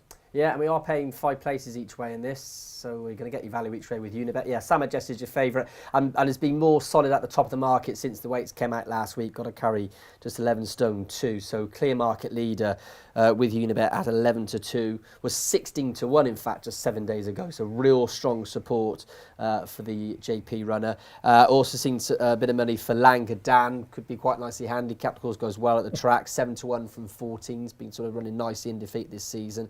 And Dodgy the Great, a real eye catcher last time in that big handicap hurdle at Newbury. Stepping up in trip could suit him. Thou shall not be named, but we all know what you're on about. The Tote Go Trophy or the Schweppes. And yeah, Dodgy the Great, 10 to 1 as well. All right, one of a couple for Nicky Henderson. Now, he said that Lucky Place is likely to go for the Barring Bingham. It's just as well you're not on social media, Nicky Henderson, because after No Ordinary Joe finished third at Kempton, it's fair to say it went bonkers. There you go, because at least he ran better than they did the time before, which was horrible. We're getting there slowly. I mean, I think it is a bit slowly, but we'll see. He will probably. I mean, he was second in the Martin Pipe last year. That's probably more likely, I would have thought. But let's just see. I mean, I'm going to split them up. I mean, he'll get in. That's the main thing. Doddy the Great, I fear, is going to be very close to the cut. I'd love him to get into this. I really look forward to him going up half a mile. If he didn't, obviously he'll go Martin Pipe if he doesn't get in here. The other was actually interesting, and I would be quite keen, his First Street. That'll be coming back up to 2.5. He's tried it once. We didn't think it worked, but he's been running consistently well behind Constitution Hills and Cleve hurdles and things. He's the Unibet hurdle. He'll stay, and handicapper did just let him down. He went up a bit. He's come back down. I think if Doddy gets in, yeah, I'd be very keen. If First Street performs, he could be close by. Fancy got a pretty strong hand here, Nicky, to win the race again. You've won it twice. Whisper. And William Henry. Yeah. Both for Di Walters. Both days. Very similar to First Street, actually, both of them. I've got a friend who I know who's a good judge. He loves backing the classy horses in the Coral Cup, top weights. He's number 15 on the list. Well, First Street was what got beaten a length. By State Man, yeah. County hurdle. And gave him weight. Yeah, absolutely. That was a bit of a bittersweet moment, I think. It wasn't very kind, was it? Not really. So Sam Majest will probably come and beat you on the line again, Nicky, I'm afraid to say. Which one? I think in this race you do need experience. You've got sort of Doddy the Great who's unexposed and First Street who's fully exposed but maybe dropping down. So we shall see. There's a lot to go on and what gets in and what doesn't. What in a race like that, Nico, what sort of horse would you like to be on? Would you like to be on something that is unexposed and there could just be a bit more improvement, or would you prefer to ride something that is, as you said, exposed? You know how good they are. They're battle hardened. Whatever's got the best chance. Yeah. Again, they didn't mention No Ordinary Joe there. What price have we got in, Brett? What price have we got in, Brett? No one's watching, Nicky, don't worry. He was 20 to 1 before Kempton. Yeah, all right. He was indeed. Doddy will struggle to get in this, Paul, won't he? Yeah, he's number 59 at the moment, isn't he? So you'd get everything is there are so many horses with loads of different entries that, you'll get close, but probably not close enough. You love this race. Back Where's in the the days pin when going? you had 30 runners every handicap, you might do, but I mean, obviously there's a lot less these. I mean, the Martin Brassel thing built by Ballymore is obviously very interesting because he's been chinned in this race in a photo for the last 2 years, an epic song and fast or slow. Oh, And if it's really wet, I can see him going very well. He does look an absolute mudlark. You're the number one authority on Martin Russell and campaigning. yeah, it needs very definitely needs soft ground, that horse. Yeah. If he got soft ground, he'd have a very good chance. You've been talking up Dolly the Great, of course, for this, but then you saw the sort of weight rage He come won't out. get in, I think. Yeah. I believe it or not, and I thought this was totally off. On the way here, I was doing some work on the race. I thought First Street had a good chance. Okay. I really did. He won't run it. Good Really, man. he won't run it really soft though, will he? No. First Street. No, not No, not on that ground. I Well, you'll backed, be- I backed him in the county hurdle. I want Springwell Boy to run here because I don't think he'd quite get 3 mile in the Pertemps, but I think he's probably running in the Pertemps. Looks like he might be. We'll be getting onto that on the Thursday. Let's move on then, shall we? That's the Coral Cup. Loads of for good opinions there. Good luck whichever way you're playing. Big prices out there for you. But we've got to move on to the Queen Mother Champion Chase. And this is, of course, an interesting race for obvious reasons. Here we've got El Fabiolo, 2's on to see off old rival John Bon. Edwardstone came back to form with a front-running win in the game spirit. I'm just looking down at that. Probably looks like Fanny Hollow's out again, bless him for the season. And Captain Giddis could yet throw something of a spanner in the works for the top 2. But it's all about El Fab again, Brett. Yeah, Captain Giddis, though, just go back to that horse, has been well back the last couple of days. I think it's because people are just looking for something to finish second to Al Fabiolo or John Bon. You can see they're very tight at the top of the market. Al Fabiolo 2-1 on. John Bon 3s obviously would have been a lot shorter had he won the rearranged Clarence House at Cheltenham last time. It's a cracker. I mean, I'd love to see John Bon, I don't want to say bounce back, he's done nothing wrong, but I'd love to see him, you know, get his head in front at Cheltenham and beat Al Fabiolo when he beat him over hurdles at Aintree. But, you know, you've got to probably be quite realistic. Al Fabiolo just has looked that little bit better over fences. I hope I'm wrong. Edwardstone's another one. Obviously, he did bounce back last time with the Vendors, didn't he, in the game spirit. He was 25-1 before Newbury. He's now into sort of 7-1. Again, he was your each-way horse, but no. Sort of heart, I'd love to see John Bon win, but head, more likely Al Fabiolo. Hopefully, Nico can persuade me different. Drum roll, please. I think it's going to be a real tactical race, and it all sort of hinges around what Edwardstone is going to be doing. I think we know what he's going to be doing, don't we? Surely they ride in the same. you, though? Surely. I honestly believe that if they do the same, he'll be doing too much. The problem What is he was it running might against go the other last way. time, he was able to get a breather into himself Yeah. and go again. How easy? You weren't on. How is the collarbone, by the way? Now all, fine, yeah. all spot on. Yeah, you were always going to say that, weren't you? And Just a collarbone. you must be really looking forward to get. The pressure's off a bit, isn't it? Look, there's always a bit of pressure when you go into a championship race, and you want it to go well, go well and go smoothly. And we've done a lot of work on John Bon, so hopefully he can bounce back. Yes, the lads at Sky, Nicky, who came down to see you schooling with him in the week, were really purring about him when I saw them the day after. Good schooling session. Yeah, he's been in good form. I mean, I think things were a little bit unfortunate there, that everything just went a bit pear-shaped. Even starting from the week before, we were seriously looking forward to the match with El Fabiolo at Ascot. I think Nick and I both I think we knew what we were going to do, and I thought that's where we had a big chance. This horse is a bit not quirky, but he's quite easily lit up. And the funny thing was that Saturday before, I was really keen. But by the end of the week, a week with him is quite a long time, and holding him together like where he was for the previous week was extraordinary. And I don't know, he never got into a rhythm at Cheltenham, and I don't know whether, we just didn't quite get it right.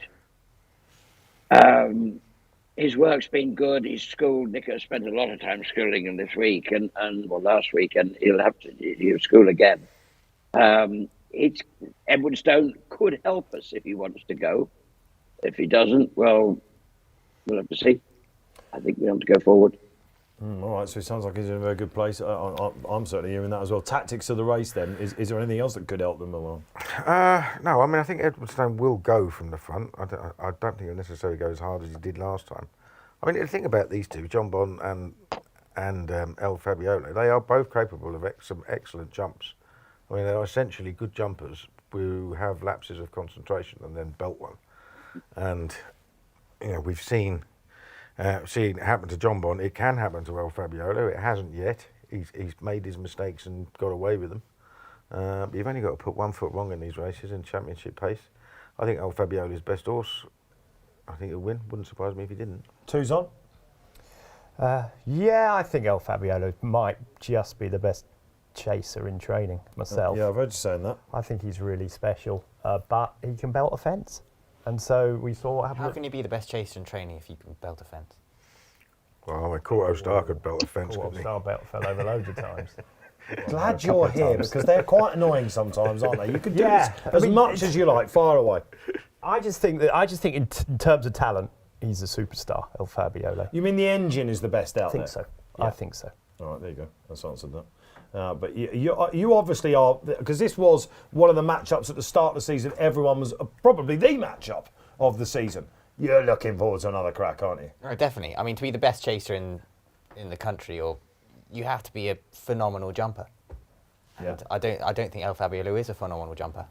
Price-wise, talking tot as usual. Yep. All right, okay. That is the Queen Mother. We're starting to fire up a little bit. Now, this one, surely we go through quickly. It's the cross country. It's probably the slowest race of the week, but we're going to give it short shrift, I imagine. Let's get the market up. Manila Indo. Isn't it good to see all these ex-Gold Cup horses giving this division a bit of life, I think we can say. Conflated in there as well. Surely not going to go, is he? Delta Work came back to life a little bit last time. Cocoa Beach, we saw him over the banks at Punchestown. Foxy Jacks is even given a Manchester. Statler in there as well. Highland Hunter, a winner at the weekend as well. Where are we going, Brett?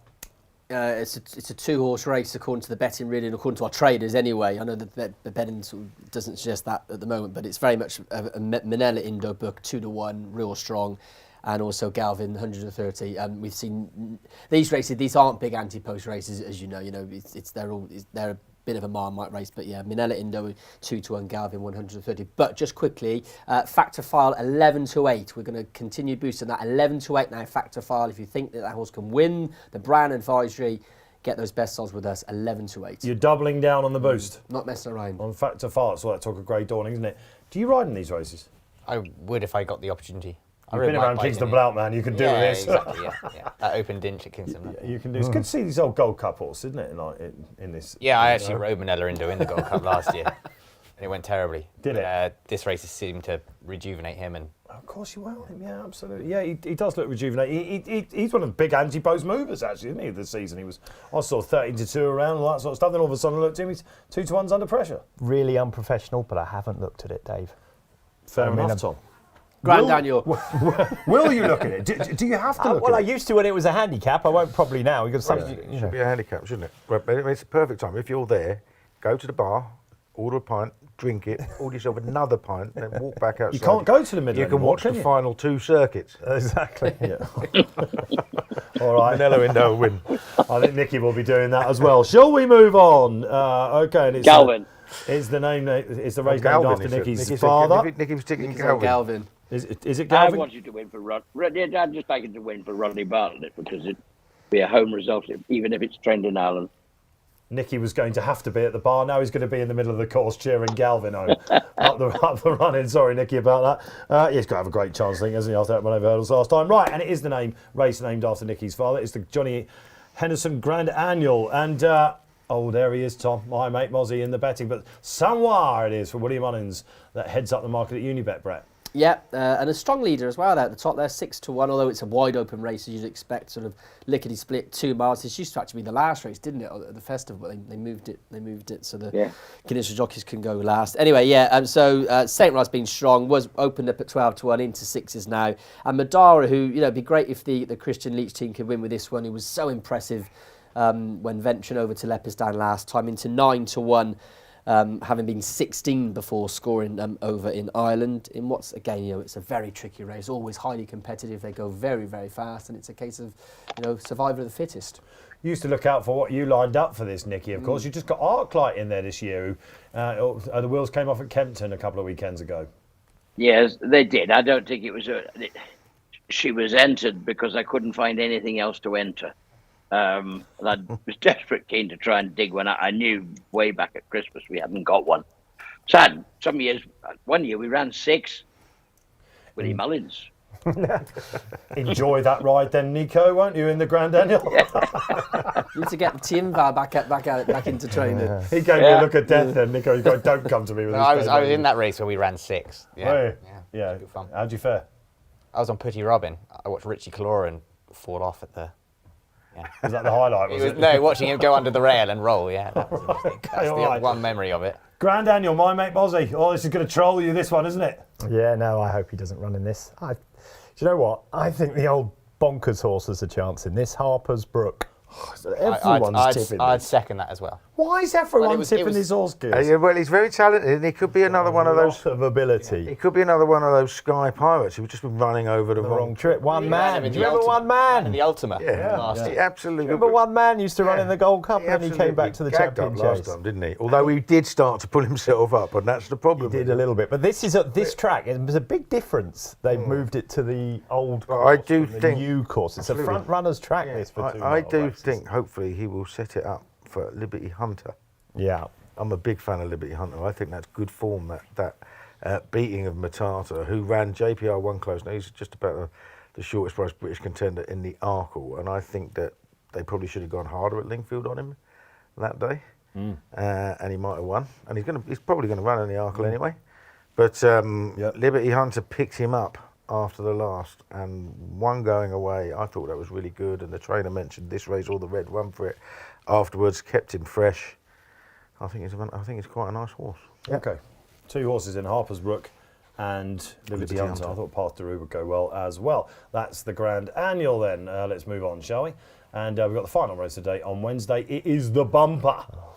And Jasmine DeVoe, 5-1, Jalon Duderi as well. Tishan for Paul Nicholls, Yellow Clay, and all the way down to Cantico. I thought it would be a big surprise, guys, if Willie Mullins didn't win this. And Jasmine DeVoe's 5-1 fav.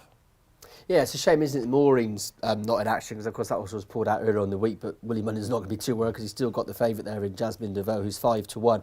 The horses that have been backed in this, of course, Paul Nicholls has got some. We're good all looking for Maureen on our apps. I bet Not on with Millie there, not Mullins, I running. bet she wasn't cheap. Maureen, I think we're looking for. Chianti and Maureen. Yeah, well, there we go. Anyway, don't run anyway, don't matter how it's pronounced. Anyway, QB Cross has been strong, 12s from 25, Tishan 6s from 10s, Cantico 12-1. Yeah. And we saw there in that caption there, Jalon Dudere has also been strong into 11-2. All right, okay. What's caught your eye in the bumper sphere? Well, listen, the bumpers wouldn't be my niche at all. But the one thing I'd say is the best Irish bumper horse is not running. That's the Emmett Mullis, Jerobo, Machine, or whatever it's called. The DRF winner. So I don't think they're going to obviously have lots, but I don't think they've got anything like the firepower they've had in the previous years. I think the British horses are just as good on what they've shown so far. So I would throw in the 2 Nicholls horses, Tishan and the one beginning with Q, Quebec Croix. and I was really impressed with Ben Pauling's horse at Sandown. Yes. 6 Mile Bottom, was it called? 6 Mile Bridge. 6 Mile Bottom, that's where you live, isn't it? Price-wise talking Tosh again. I thought that had a really good chance. I thought he was impressive at Sandown. Yeah, Ben's been talking him up, hasn't he? And I thought those horses are just, I think the British horses are just as good as the Irish. So that's the only angle I've got. Got a ride in this? Got Kingston Pride.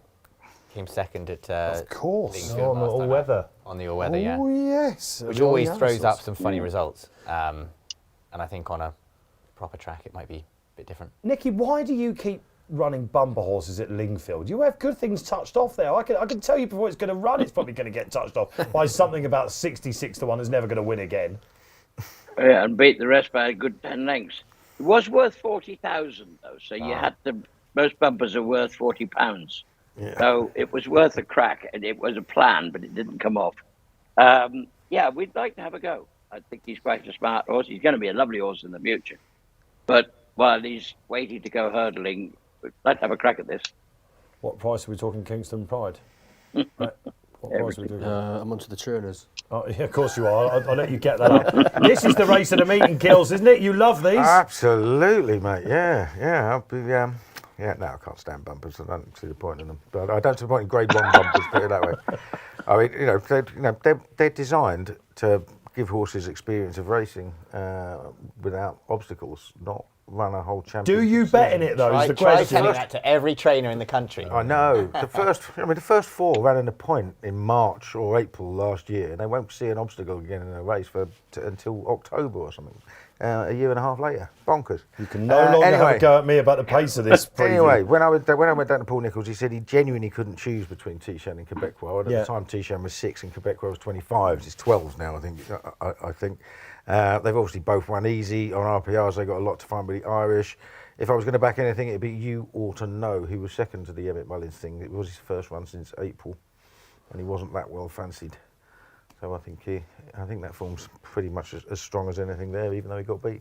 33-1, by the way, Kingston Pride, Nico and Nicky. 33-1, if you want that with Unibet and a decent horse in the making. All right, that's day 2 then. It will be Turner's coming up next.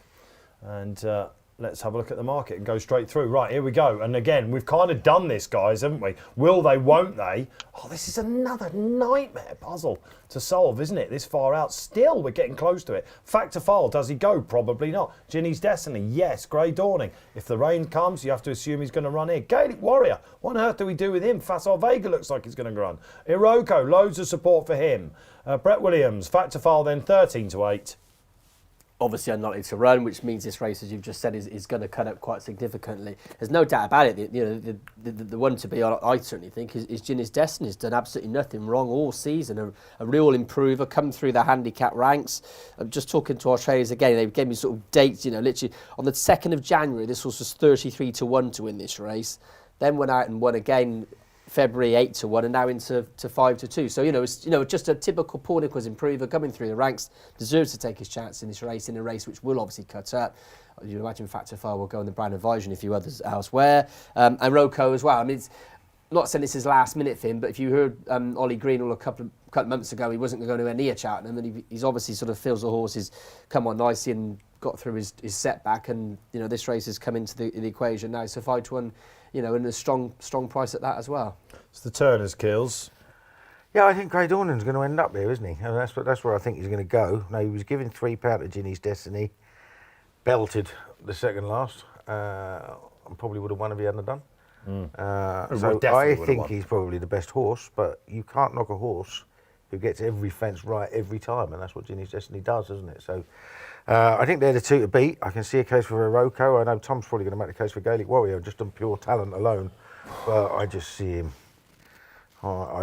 When he comes under pressure, and I don't think he'll win this race without coming under pressure. I see him diving violently right.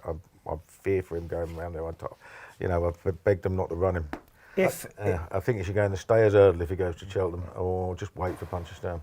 It's even more complicated. If he runs here, he's definitely the best horse in the race, isn't he? I think he's undoubtedly the talent. The point about this, I think the market's completely wrong. I think if the 2 Irish horses, Facile Vega and Gaelic Warrior, running this, they'll be the first 2 in the market, because they've got the proper Grade 1 top class run against all the best form against 2 British horses that have been running in handicaps. Yeah. And so I think the market's wrong. Myself, Iroko looks. I was really impressed with him at Warwick, and the form's okay, but he was winning the conditional jockeys off 130 something last year. Gaelic Warrior and Facile Vega rated in the 160s over hurdles nearly. Do you know what I mean? There's a big gap. Those 2 are on form miles better, and funnily enough, I think because of their sort of foibles that have happened this season, they've become backable prices for Willie Mullins horses, which is really strange. Is he going to run here, Gaelic? Is he on adamant they are going to Cheltenham? Yeah. I haven't actually said which race yet, which is standard. I think Facile Vega will run. They're adamant they're going. I think he'll go, but he was Mullins was quite negative on his work. Apparently, He was, yeah. Recently, so there was, he said he needed to perk up a little bit to go. Yeah. So we'll just have to wait. Told us once Vertor had no chance of going, and then he put out. Absolutely, yeah. Yeah. Anyway, that's the Jungle Drums. If you were on one here, Ginny's Destiny. just love the way he goes about his Solid, business. Yeah. Nicky, if you could train one.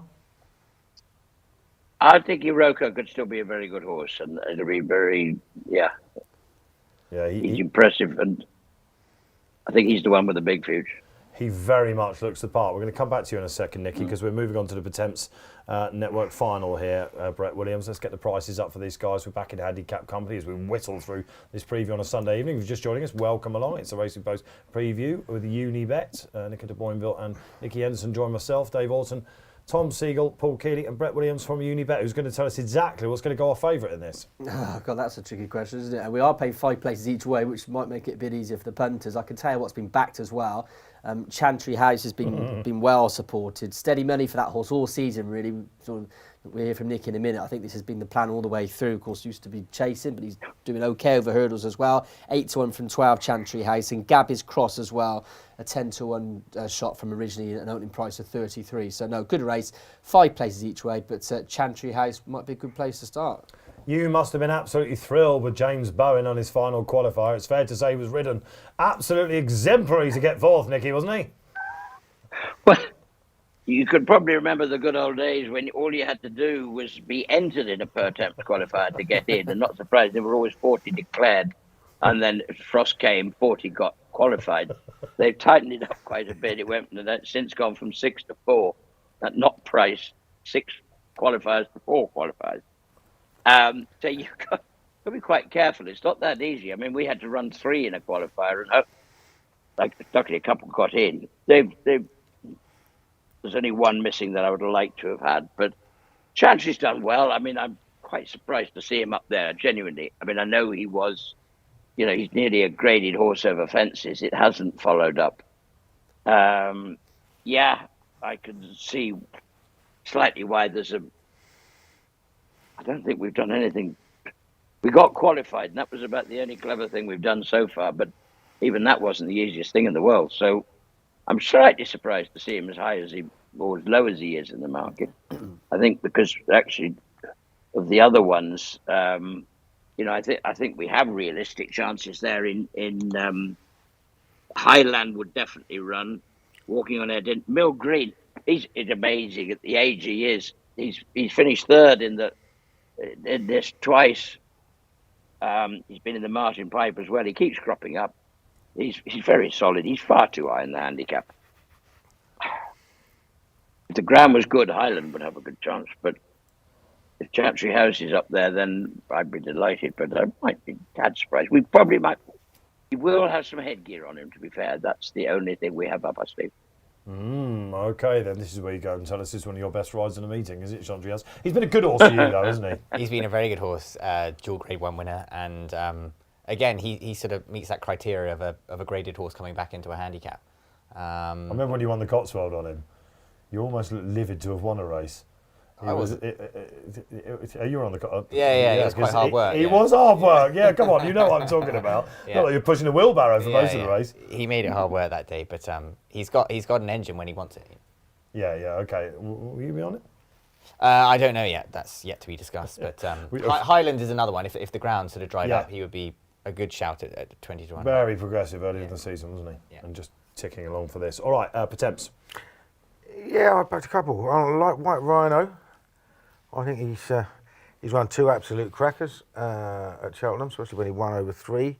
Got himself qualified in 3rd place, far enough back to not go up the handicap at the same time.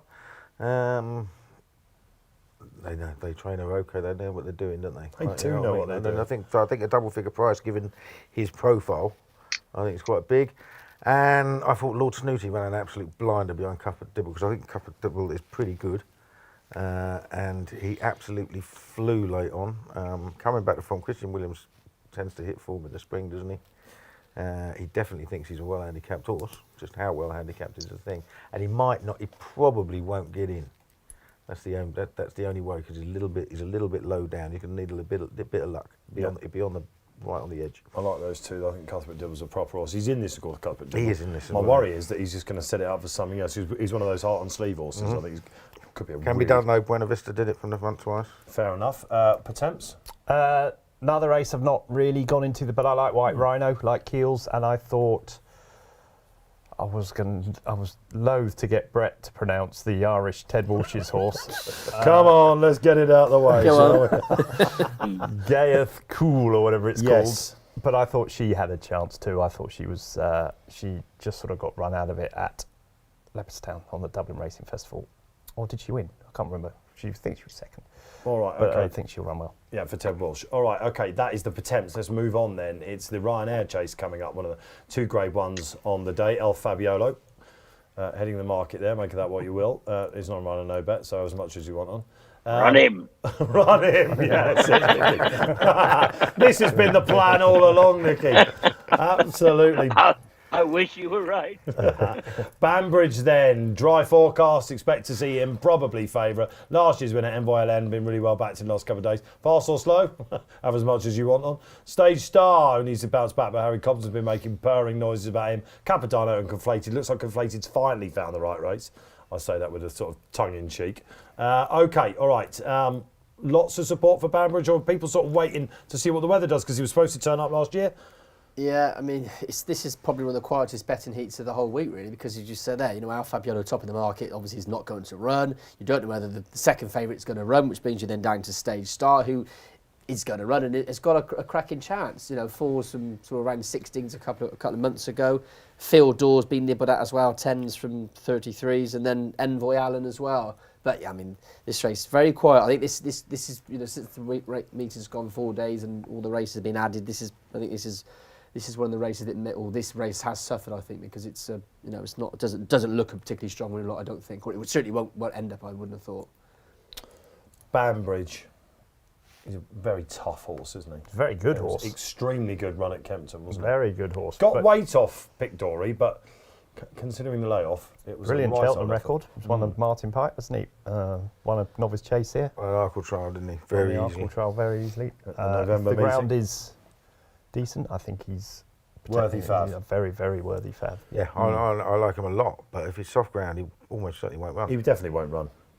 So then you've got to look at it, and it's way more open. I'm no fan these days of backing 10-year-olds in Grade 1 races. They just don't win them that often. I mean, they have to be brilliant to do so, generally. You're talking about Envoy LN. Yeah. Envoy LN, appreciate it. They both tended, history suggests that they're past their best at that sort of age, aren't they? And that is an issue. They have to be brilliant to win. And okay, the Ryanair is probably, it's a level below a Champion Chase or a Gold Cup, but this is going to be a seriously competitive race because we've got strong favourites in the Champion Chase and in the Gold Cup. So anything that can fit into the Ryanair is going to go into it. So I have a feeling this is going to be quite a big field. Might make it almost like have a handicap feel to it. Yeah. So there was a couple of that I thought might be at big odds, might run well. One of them's my old mate Hitman, who obviously will not win because he never does. But I mean, I've backed him. look at the way he travelled against Shishkin the other day at Newbury. He didn't get home, but I mean, he really did travel. Now, I'm still, he's that sort of horse that at 2.5 furlongs shorter, he still wouldn't have beaten him. You know what I mean? Because he is that sort of horse. But I think he was in the frame last year. I think he could get in the frame again, and I think Fugitive could run a big race as well.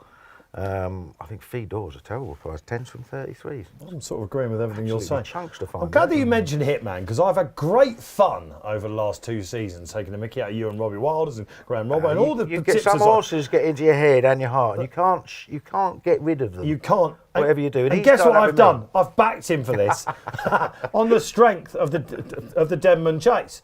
We're 2 out. If you watch it back, you almost do a double take.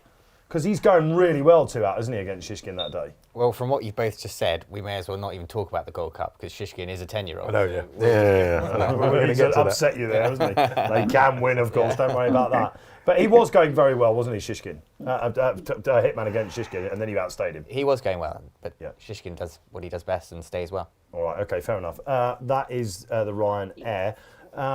If you had to ride one, Banbridge, I'm assuming? Stage Star. Stage Star. Okay, give us the quick case on why. I thought he was very good at the early start of the season. He's good round Cheltenham, and he won't mind the ground, I don't think.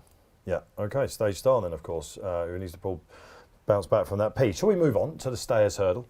And it's a case of, it looks like that, you've got 3's the joints there, Brett, and they're both trained by Gordon Elliott. Yeah, and they're both run by the same people as well, so you wouldn't think they're both going to run. Irish Point, of course, also in the Unibet Champion Hurdle. Just to let you know, if you fancy Tiapu to win the Stayers Hurdle. We are price boosting that horse as well. So currently 3-1 there. We're going to give you 4-1 for Tiapu if you think that horse can win in what's a very open race this year, as it always is there. It's got a real open look to it, isn't it? Yeah, it has. And Nicky, I want to come to you at the top if you don't mind, because Champ has been wearing cheek pieces at home, and I heard it's gone rather well. How'd you do that? I think. I nearly said as well. I nearly threw someone right under the bus, or I don't know, drove the bus. Whatever you want to say. But he has been wearing cheek pieces, and he's perked him up a little bit. Well, you know, they sometimes work. Yeah. Okay. Can't deny it. Yeah. I rather feel if I'm wearing cheek pieces with these things stuck in my ear, look like an elephant from here. Yeah. They've been up our sleeve for a while, to be honest. They just looked if they might help him. He ran a very good race at Cheltenham in Trials Day. He did. He ran it. They finished in a heat, to be fair, but he was right in there, and he travelled well on the day. But now he's going to travel even better. Okay, that's Champ then. He has looked like he could need a bit of help, hasn't he? Looked a little bit laboured since he's come back in those 2 races. Yeah, hopefully they'll brighten him up. So. Yeah, you looking forward to this one? Sorry? You looking forward to this one? I don't ride Champ. Who's riding Champ? John J. Oh, is he? Oh, right, okay. Always does. Does he? What, always? Moving on. It's been a long one. Wakey, I'm come going to on. say Chianti next. All right, okay. No riding this then. No. If you had to ride one. Damn. I was going to say, come on, Frambo. you got to say Jam. Champ now. Put some pressure on him. No, there was one other. Tiapu, Irish Point. Irish Point. Irish Point. Is he going to... I think he might well end up in the Champion Hill, mightn't he? He might do, I think yeah. it all depends on what happens with Constitution Hill, obviously. I think he's the most talented horse in this race. Noble Yates. I think he's very good. I think Noble Yates is a bit too slow, isn't he? Yeah. I genuinely do. does I don't think... I'm just not convinced about that one. Yeah. I think it's a good race to have a crack in myself. Yeah, I think Crambo's good and tough, but Why is he his 5-1 and his Paisley price Park doesn't 16 to excite 1? me. Don't Well, make this any is sense it. to me. This is it. I mean, we're talking about I don't like backing 10-year-olds, and I was going to say, I mean, horses that you can see running well are Paisley Park and Sidhu Burley, aren't they? Like, you know what I mean? I think it's. I think it's. He's going to say Shishkin's a good thing in before the end of the You can change your mind, don't you? It wouldn't surprise me if they beat some of the ones ahead of them in the betting. That's Definitely. that's the point, like, you know, because I think some of the ones ahead of them in the betting don't really deserve to be. No. I thought Home by the Lee might run all right, because I thought he should have nearly won last Is year. this something of a project for you, Home by the Lake? No, I just thought he should have won last year. He literally lost 10 lengths with a mistake at in front of the stands and was beaten 3. And he's a strong stayer. And you know, Tiapu couldn't even win last year in a bad race. It's funny. I mean, I think Irish Point's easily the most talented So do horse I. in the race. So do I. Gordon Elliott says it's a no-brainer that Jack Kennedy will ride Tiapu. So. Yeah. Yeah. Okay, all right. Well, that's the stayers then. A quick tip just on top, because I wasn't sure who you went with. Irish Point if he runs. Irish Point if he runs. I think I've had a few quid on Home by the Lee. And if you could ride Champ, you'd be all over it. Yeah. All right, great stuff. Moving on, Dave Orton. All right, okay, let's move on. It's the TrustaTrader plate. Okay, it's got a new name, which you can see. And here we go. Here's the non-runner, no bet. And here we go, Crebbley. How low can you go is the case. Brett Williams, you're 4-1. Yeah, 4-1 favourite, and well back market leader as well at that. Has sort of been coming in gradually over the last couple of months. But Theatre Man, if you fancy that horse to win the plate, we will be boosting that horse's odds out to 9-1. And why is that? Because I believe you fancy this horse. Yeah, I do. Now, I fancy 2. I fancy Theatre Man and Firm Footings, but Firm Footings taking a massive walk on the exchanges and is 6 times that price. Yeah. So you'd have to think that maybe he's not somewhere else. going. He's either going somewhere else or not going anywhere. So, no, Theatre Man, second to Ginny's Destiny. I mean, I think that's really good form. I think he might be one of those almost tripless horses where he probably wants 2 miles 6. Maybe not 3, but his form is good. The opening second to Inch House on his Chase debut, he was giving the winner £12 then. He's up 17, Inch House, the third next time to Brave Kingdom, who's a decent horse on soft ground. And then that second to Ginny's Destiny. And that novice handicap has been such a good point to winners over the years. Obviously, we don't have a novice handicap at the festival anymore. Get over it. But simply the bets won the plate. Untemper 2 won an Ultima, having come from that novice race as well. So it is a really good race. And that form's really And strong, he isn't it? charged up the hill, didn't he? He was 5th turning for home. And so, yeah, if he can stay in contention in a big field, I think he's a massive player. Tom? Well, I like Theatre Man a lot. Harry Cobden, I think, might be riding him. I like Keels. He's a bit of a nerd, do all the sort of figures and the times for the trials day, and he was the fastest up the hill of any chaser that ran on the day. I think he might be better over 3 miles in time, but I think if he runs in here, he's got a good chance. But Crebley's obviously very interesting, isn't he? He ran against, was it Ginny's at the start of the season? Yeah, he was going to beat him, I think, wasn't he? Might have beaten him when he's a long way to go. Way out, wasn't it? Oh, it's a long way to go. But it was a good race at Exeter. It was only 3 runners, but Trelawney was in it and Muir was in it, so he's obviously, very well fancied, isn't he? You can see it by the price. We know Excello probably going for the Ultima. Have you had a look at any of these in here? No opinion on this. Zero. I'm assuming you're the same, Nicky, as well, are you? Yeah, I am a little bit. Theatre Man would be the sort of very bad tipster's idea. Well, there's a couple of very bad tips. Well, this is a bad tipster, you know that. Exactly. That's right. You're not alone there, Nicky. You're in great company, let me tell you. We're not even warmed up yet. All right, let's go on then, shall we? It's the mares, not the novice hurdle, of course. It's the big girls coming out to play here. Indeed, it is, of course, the novice. And I say that with a sort of tongue-in-cheek because is she going to run here? Brighter days ahead. Massive vibes coming for her out of Gordon Elliott's yard. Jade de Grugy for Willie Mullins. And, of course, the best of the British, Dysart Enos and Golden Ace. 6-4, Brett Williams. And that is pretty much how it looks at the moment. You can see from that caption, 6-4, 9-4, 4-1, that it's very much a 3-horse book at the minute. There's no support for anything else in it. Jade de Grugy is probably the strongest of that trio there, 9-4 from sort of 20s. Again, we're not talking slashes in the case of one run, but a couple of runs, and we see the price shorten from a much bigger prize. It'd be great, obviously, if Dysart Enos could win for the Fergal O'Brien team, yet to have success at the Cheltenham Festival, so that would be great coup for the Cheltenham handler. But realistically, I think you've got to heed the confidence from Gordon Elliott's stable and brighter days ahead. A strong and a well-backed market leader at 6-4. It's just like a pretty tasty race, this, isn't it? Top three all look very good, don't they? I mean, you could make the case for any of them. I would say Dysart Enos's hurdles form isn't as good as the 2-0s, but that is deliberately the case. As in, they've deliberately kept her low key not to pick up a penalty, and her bumper form was better than theirs. She was really good when she won that Aintree bumper. I mean, the way Gordon Elliott's talking, brighter days ahead is past the post, isn't she? So you've got to take that on board. Not a race I want to get. I will be getting at all involved in, to be honest. Yeah. But it'll definitely be interesting. I'd like to see Dysart Enos win it for Fergal. Oh, look, we'd all love to see that, wouldn't we? And she hasn't got the penalty either, has she? Which Yeah, is that's lovely. right, yeah. Okay, right. If you're enjoying the show, thumbs up, like, and subscribe. That's what we're going to see on YouTube. Get those likes up. We're great to have you along. We're whittling through. We've still got Gold Cup Day to do. Likely winner of this? Brighter days ahead. What about your horse, Joyers? I don't know. Don't know. No, One man that does.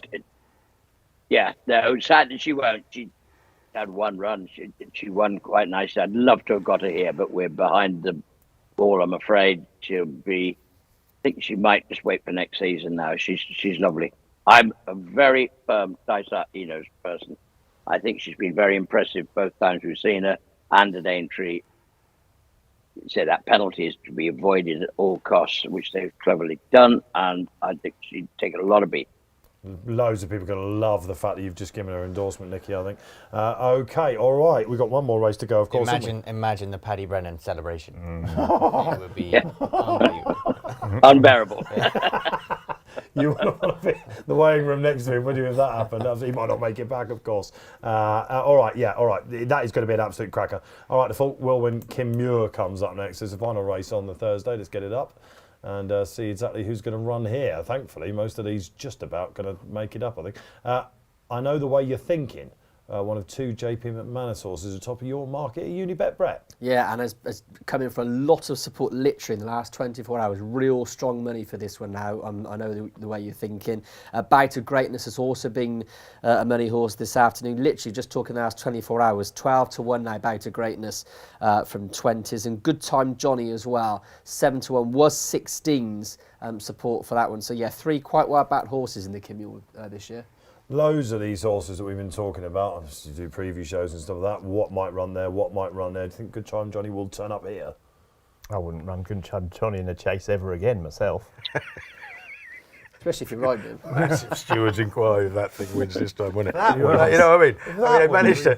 I mean, there's no point in anyone looking at a form book he won ever again. He won Well, the this is Pertemps. Tony Martin. He won the Pertemps looking like he just joined in off a mark of 142 last year, and he managed to get himself an Irish Chase mark of 132. And the handicap was having none of it and put him on 142, but he couldn't lift a leg up the other day, could he? Like, yeah, and here we go. Here we go. We've got a horse been backed into favourite, beaten 30 lengths last time. The one that's second favourite fell last time. 3 Irish horses. That's the sort of race this is, isn't it? You know what I mean? It's a massive gamble race, and the market's a real good guide normally. I don't know where the firm footings is going to come here, but I do find he's a really interesting horse because he's been behind Marine Nationale and he's been behind Hunter Jean and all that, and he's not a 2-miler at all. He finished 6th to Iroko last year over 2.5. He's a brother to Monty Star and a half brother to Mona Lee. Like, you know what I mean? So he should be going 3 miles. And he's only 6. So it'd be interesting to see if he goes anywhere. I think the market is probably suggesting that he's not going anywhere at the moment, though. So. I like the Kempton Park form, the old Racing Post Chase. I don't know what it's called now. Please don't, Please don't be called the Unibet. I'll be in trouble. You like Bow to Greatness? Yeah, I thought Bow and the winner. Forward Plan and Bow to Greatness. I thought they both had good chance. The jockey said on Bow to Greatness, he said, I'm rather embarrassed to say this, but the jockey said he's taken a blow. I know. I don't. He wasn't quite fit enough, and He ran in the Ginny's Destiny race that's worked out so well. Yeah. Because he's still officially a novice, even though he's had a couple of seasons. I think he'll run well, and I thought Forward Plan was really impressive. I'm a big Anthony Hannibal fan. I think he does really well with his staying chasers. Nicky, let's come to you because he's placed at the last 2 Cheltenham Festivals, Mr. Coffee, isn't he? And yet people call him all sorts of names. Well, a couple of horses you got for the Bamfords. Yeah, he's a ground full of coffee. He'd probably be remembered for his run in last year's Grand National, which was exciting to say the least. And I think he just put his heart and soul into that. He hasn't quite come back to what is his best, and he should have been winning races. And he's still a maiden, no offences. So, no, he's going to miss this dance. He's been to most. I would give him a chance. Quick draw, will he get in? Well, no, I don't think this is his place. I think Nico will agree. He just does like his own space, his own room, and basically he wants a 2-horse race. or a walkover. Just turn up at Ascot in January, you'll find one of them probably. Okay, all right, great stuff. That is the Thursday. We've got to get the naps, of course. Did he get day 2 nap off you? Which I got. Oh, I can't Just remember that. I dies can't for. go back that far. I can't remember. They probably know already. I can't remember go back that What far. about, all right, Wednesday nap, I should say. Can you remember what it is? What? No. The producers will tell us what it is. They were saying you didn't do it, David. Have you got a nap on Thursday? Mine was Liberty Hunter, wasn't it? You what? On Wednesday, wasn't it? Oh, that was your grand annual horse, Liberty Hunter. A Theatre Man. Theatre Man. In the plate? Yeah. That's in the plate, today, Tom. What? Not today, Thursday. I can't This remember. day. I can't remember my Wednesday. kids' names, let alone what was running on Wednesday. Okay, poor Randolph.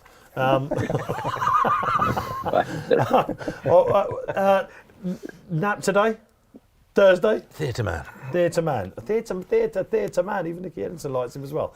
All right, okay, Gold Cup Day coming up for you. We've got to kick off with a certain Triumph Hurdle then, shall we get the market up? And a horse that loads of you will be tuning in just to find out, basically, how is he going at home? It is the monstrous looking Sergino. And I can tell you, Nico de Boinville is very much looking forward to be coming to him on this. But what price have we got? You've got 4 to 6 at the minute, but this is by far the best price boost of the evening. Ooh. Even money, Sergino. If you think you can give Mr. Henderson another win in the Triumph, which I think he will, that is definitely the best. 4 to best 6 boost. out to even money. You can have a score on that if you fancy it. No opposition to him in the market, really, as well. Majborough a little bit, but it's just very much a Sergino. Okay, where do we start with this chap? You got on him at Kempton. Yep. It looked like he couldn't jump, and yet he still won as he liked. He then went to Cheltenham and then jumped really well. And having watched you for most of your career, I could tell you were very excited coming up that hill with what you knew. He wasn't riding him. Who was right? Oh, James Barry. I was trying to get up. No, he wasn't on him. I'll try and see if Does I he can... wear cheek pieces? that was the collarbone. Okay, did that was a James nice Bowen that one. was looking excited. It's been a long night, isn't it? Chianti. All right, you're looking forward to getting back on him, obviously. Yeah. At home, monstrous, does everything right. He's a smashing big horse. He's a real sort of chaser in the making. Yeah. He's got all his life ahead of him. He didn't jump very well at Kempton, though, did he, when you were on him? No, to be fair, he's only had one run before over hurdles, and Which is why he's running as a juvenile, of course, Yeah. I assume, yeah. and he was lightly schooled before he went to Kempton because he was so good at home. Yeah. And I think he just hit the front and had a good look around, and you know, at Kempton you can just have a look and they might drift off to where the paddock is, and Yeah. and then we schooled him a lot before trials day, wasn't it? And yeah. So let me flip that then. When you were watching at home, or from the track, or wherever you were, I'm assuming that you might have been there actually. No, I wasn't. You were at home. You're sure? Yeah, I was Okay, definitely all right. I was watching you wherever you were. Yeah. And when he was coming up the hill, then did you think, oh yes, okay, come on? This is I it. thought the way he put distance between himself and Birdette Road going over the last was unreal. He's got a huge engine. Yeah, it's a bit of a shame we're not going to see Burdett Road this season, unfortunately. Nicky, let's come to you then.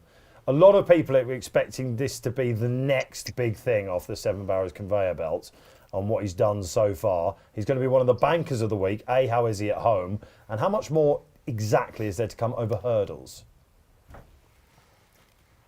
I hope he's got a big future over hurdles.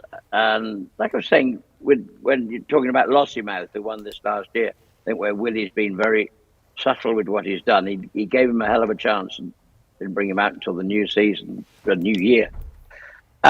This fella can go chasing in time, but you obviously hope that if you've got a genuine Triumph hurdle horse, he might grow into a champion hurdler. But yeah, he's got to go and do this yet. I mean, he looked very good on trials day, but that was one lone performance, if you like. One race in France, Kempton wasn't ideal, but he was good. He's done everything right. I think there is, Burnett Road's not here, then we all waited for, you call it the Dublin race, but I call it the WMRC. And there didn't seem to be the depth of 4-year-olds that you might have thought from Ireland. So it sort of, I don't know. I bet you Willie's got one up his sleeve, and I wouldn't know which one it is. But I think we just got to worry about what we're doing. He's in good form. He went to Kempton. He worked very nicely there on Tuesday. He schooled. Nico's happy. I'm happy. Here we go. I mean, we've got. It's difficult. I mean, he's got to be our best chance, assuming Constitution doesn't get there. But if he does, we've got two big chances. But we've got to rely on this fella as our most solid rock, I think. How does he compare with your previous Triumph Hurdle winners, Nicky? What he did on Trials Day, you'd have to say he'd be right up there with all of them, to be honest with you. But some have surprised us how they've won when you didn't expect it. So there's obviously opposition lurking in there, even if whatever it is Novice. I think he's done everything. He's very straightforward. There doesn't seem to be a hitch in his armour, but that's too easy to say. I just hope it all goes according to plan, not surprisingly. Joe Donnelly's been great. We've got Shishkin still to come after him for Joe, but this is actually, Joe's got an amazing day because we've got the horse of the Albert Bartlett as well. So whether he's going to be talking to me at the end of it, I've no idea. But it'll be fun. Great man, great supporter. It'll be fun. All right, so if he stays in one piece, I think we just about get the vibe from Nicky there. We're obviously not taking this on, are we? But if I'm one of those people who never be afraid of one horse. I mean, I do think he'd win. But it doesn't mean I won't have a bet on something else, a big price each way. I mean, that's still ethical diamond. That's what I tend to do. Well, I mean, it's one of those. I think the Irish are much of a muchness, and when I keep going, I've watched it a million times. That spring juvenile hurdle, an ethical diamond, was just never put in the race. Now, it cost Willie Mullins 320 grand when he bought him off the flat after looking pretty promising in the maidenly one over a mile and a half. but he was just way off the back, and the race developed up front, and he finished it out. He got a couple of love taps up to the last, and I thought, hang on a minute, they're going to have another run in here, and he'll be in the Boodles. I wonder what price he is for the Boodles. And then I saw that he was 100 for the Triumph, so I had to have a couple of quid on that just in case. And it looks like they're going to go for the Triumph. Now, I'm kind of hoping the jockey's got off and said, you know what, I think I might have won that. You know what I mean? But I mean, it could be nonsense, but I thought I'll have a couple of quid each way on him. He's 20 to 1 now. I'm told he works very, very well. He's got a good pedigree off the flat. I think Segal will win. But I'm hopeful he'll be in the frame. Anything else at a price? The one that was second to Gino in France, I think that's going to run. Salvador Mundi. Yeah, that's going to run. Oh. That is going to run, Nicky. I spoke to Patrick the other day, and he said he was definitely going to run. Oh, And It's the same colours, isn't it? it's the same colours, but I don't. I know. But I don't. I He's going to run about 7, isn't he? Willie's going to run about 7. But I don't. I watched the Sergino. He beat him pretty easily in France. So I wouldn't. First time up, it's too much to ask. I would have think to beat Sergino, who looks like a proper weapon. And the other one that I'd throw in there was Bottler Secret, who won the other day for Gavin They've ruled Cromwell. him out, He haven't might not be Have going. they pulled him now, out? Yeah. They've ruled him out. They've ruled him out. Gav Okay, well there we Cromwell's go. Well, nice it's and even easy. easier. All right, Sergino okay. wins. Let's go on to an even easier puzzle show. It's the county hurdle as we whittle through this final day. Let's get it up because it may well be that Nicky's horse is not quite favourite at Berwick Lord. That goes to King of Kingsfield, Gordon Elliott horse, who's a novice coming in. Yeah, good race, isn't it? Always is this one. Just to let you know as well, we're also pushing out the price of Teahupoo for the stairs even further, 9 to 2 now. So we're boosting Teahupoo out to 9 to 2 for the stairs. But yeah, King of Kingsfield, your favourite for the county hurdle at 5 to 1, 7 to 1. Iberica Lord, of course, the winner of the Unibet Greatwood Hurdle, and then he won a race at Newbury after that. Lotus Sue, 9 to 1, 10 to 1, Ballystock. I've got one anti-post bet at the festival, and it is that horse, Ballystock at 10 to 1. Bialystok. Yeah. Bialystok. Yeah, It's out of the. It's got out some of the, quite decent form and Mel Brooks film. been a bit unlucky in the Yeah, higher Joe tells grade. me that Paul reckons he would have won at Leopardstown last When he time. got brought down. I'm not convinced myself. It's a long way out, isn't it? He looked a bit funny to me before that. Second out. I mean, he's not.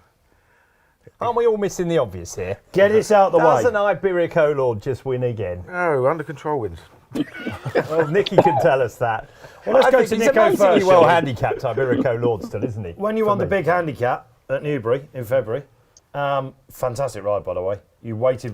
He wasn't on it. I'm not taking the mickey. Yeah, this one I know he was on. I'm absolutely sure. I did it back in my head just to be cursed, but that it was quite rightly lauded as a fantastic ride. You waited on the inside and pounced. We weren't sure about the ground. A lot of people were saying it was quicker on the chase course than probably advertised that day. How was it on the hurdles? And does he, is he reliant on the surface? He loves Cheltenham. I think you'd have to write off that Ascot run and put a line through that. It was genuine soft ground at Newbury that day, and I thought he loved it really. He's a very good horse. He's very good in those handicaps. He doesn't have to see a hurdle because he can operate wherever you put him. So a fast run county hurdle would be right up his street. Similar sort of tactics, absolutely spot on, isn't it? Just wait on the inside and pounce. Away we go, isn't it? We'll see something similar to the Greatwood would be ideal. Someone thinks he's a very good horse, as you well know, because before we came in, you two were chatting about where you think he should Well, go. I think personally, it's the second best 2-mile hurdler in Britain at the moment, behind Constitution. Obviously, it's not saying much because at the moment, not so sleepy. It's the 12-year-old. So, but I think he's really, really good. I think you can only be really good to win those 2 handicaps like he did. He's a really strong stayer. He's finished. I love horses that hit the line like he does. I think he's got everything going for him. And to win, he's still only rated, I think it's 142, 143. Up 9, was it? Went up 9, yeah. 9. But it's not much for a horse that's 143 for a horse that's won the Unibet. See what I did there? Yeah. Greatwood Hurdle That's why and the other race. That's at why we Newbury. pay the big bucks, Tom. and the other race at Newbury as well. See, I'm getting it. You've been on the Chianti, haven't you? Let's face it. So I think he's got a massive chance in this. I think he's still got plenty up his sleeve. I think he's 150, 160 rate a horse in time. You got a champion hurdler apparently here, Nicky. Well, that would be nice too, wouldn't it? I mean, we want to keep the ball rolling along. Yeah, he's done very well. I mean, it's hard to win. He keeps going up. He keeps answering the question. I know when Nico and I discussed the Newbury race, Brad, that we had 4 in it then. And I mean, Nico was absolutely right. He said, if it's soft, I'm going to go, it'll be Doddy and Iberico. If it was going to be good ground, it might easily have been Under Control and Lucia. And they're all mixed up in this together, and the same ones are in here. But Iberico, as long as there is a good cut in the ground, I think, he's still got to be. It's hard to win 3 handicaps, but it's possible. Oh yeah, he's absolutely. I think we're rocking and rolling for this now. What do you like elsewhere? Well, I do like. Obviously, I like Under Control. Yeah, I've been fancying her for quite a while. If it's decent ground, is she that ground dependent? When it was soft enough when she beat Iberico Lord last year, Nicky? Sandown, yeah. Yeah, at Sandown. And yeah, she cruised through to the second last, didn't she? She did get sort of first run on Iberico Lord, to be fair. Nico will probably claim all the credit. That's absolutely fine. Quite right. And she's a good mare. She's very good. I'd love to have run her yesterday. We couldn't. We've just got caught up with her a little bit. I think we might, if it is genuinely good and she's 100%, she could come into this big time. Obviously, she's in the same ownership, so we might juggle. Impostoir is JP's as well, and he is going to work at Newbury tomorrow, so he could come into it. But you've got to come back to Iberico at the end of the day if we're going to name one. All right then. Okay. Anyone else like anything else, or are we moving on? No, I thought Lisengard Fortune was quite interesting. One of the Willie Mullins ones we don't know, but obviously going down by a short head or whatever it was to Reed and Tommy Wong looks a lot better now than it did at the time. And all he's do is I win. like Favour and Fortune as well. Alan King's horse. I thought second in the Grade 1 up at Liverpool. Yeah. And then second to a very good Meg, trying to give her loads of weight. Fun. I thought he just a fast run race on good His ground. form could look very well advertised by the end of the week, I think, and Alan King quite happy with his mark. That's the county then. Let's move on, shall we? What comes up next? That's a good question. Albert Bartlett. Oh yes, the potato race. Here we are, and reading Tommy wrong, I should know because Keel's just mentioned him. It's the Albert Bartlett Novice Hurdle, a grueling race over 2 miles 7 and extended there. You can see reading Tommy wrong, Dancing City High Class Hero, top 3, all trains by Willie Mullins. Surprise. Reading Tommy wrong would be the strongest. Obviously, the betting suggests that anyway, but has been really strongly supported anyway here. 11-2. Captain Teague, another one we've seen money for. 16s a couple of days ago, now into 10s for Paul Nicholls in the colours, of course, of Johnny De La Haye. And the other one there, Now Is the Hour. I think it needs to be supplemented, but we have seen a bit of support for that today in around 10-1. But yeah, it's all about reading Tommy wrong at the minute. But what about Shanna Bob, though? Well, absolutely. We're just about to ask that. And one of a couple for Joe Donnelly. I'm just getting the Racing Post app out because I can't have him doing me again. Were you on the 16th of December? Oh, that James Bowen, he can ride. Let me tell you, he's absolutely fantastic. Spitting image as well. This is an interesting horse because James was on at Plumpton, wasn't he? I think. Yeah, he was. Right. Yeah, over 2.5. Yeah. Yes, when it kind of was ridiculous odds, and not everyone was over the moon with him. But the further he went, the better he got. And then he came out and took the trial. He's going under the radar, but the market's suggesting he's a buzzer. Yeah, exactly. He won over the distance, over the course, and he's lightly raced. I suppose you'd say he's a bit inexperienced for this, but at the same time, he's only progressed since that run, and I think we've seen big improvement in him. So deserves to take his chance. Is he in the mould of like sort of Bobsworth for you, Nicky? This chap potentially. Well, the names might suggest it, but I was doing a thing the other day. Yeah, it would just sort of. It could remind you of it. But he doesn't. I mean, Bobsworth did win this, but he'd had massive experience. That is as Nico says, that is the worry here, that he doesn't. He's only had 2 runs over hurdles and 1 point to point. That's not a lot to be going on, but he's very, very professional, like Bobsworth was. He just knew how to put his head down and fight and race and loved it. And this guy would have the same sort of characteristic. He's going to be a chaser. He'll be doing that next year, hopefully. But it's a big, big step upwards. But it's always where we've been planning to go. And yeah, we've got to take, as you say, Willie's got the first 3 favourites, so we've got to take him on. Okay. Hi, Willie. Right to do so. Yeah. Right to do so, Gills.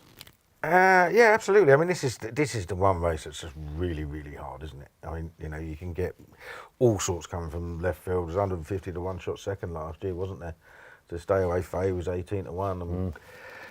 So yeah, I thought, my personal preference of the Willie Myers ones at the top was High Class Hero. I just think he's done everything right and he's got loads of experience. I want to see Johnny Who go up to 3 mile. Definitely. That is, the Dan went over 4. He's a brother to or a half brother to Doing Fine. He was a 3.5 mile chaser, and he has just got badly outpaced in the Challow and ran on, and then badly outpaced in a really slowly run race that Gidley Park won, and then ran on again. And I think he probably learned plenty in those races because he had to be, had the kitchen sink thrown at him. So I think he'll go well at a price. Okay, that's the Albert Bartlett then. All right, shall we move on to one of the... Still the race of the No, season? we want to go back to the Albert. But now you've made me miss my train. I'm going to go on about the Albert Bartlett for the next 20 minutes. Gamble landed!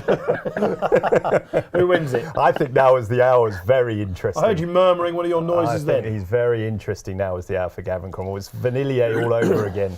Wow. And he won by miles. I thought he was super impressive at Haydock last time, and I'm told he's going to be supplemented into the race, and if so, I think he's got a massive chance. Oh, okay, now is the hour, and he's a buzzer. That was a Muir, yeah.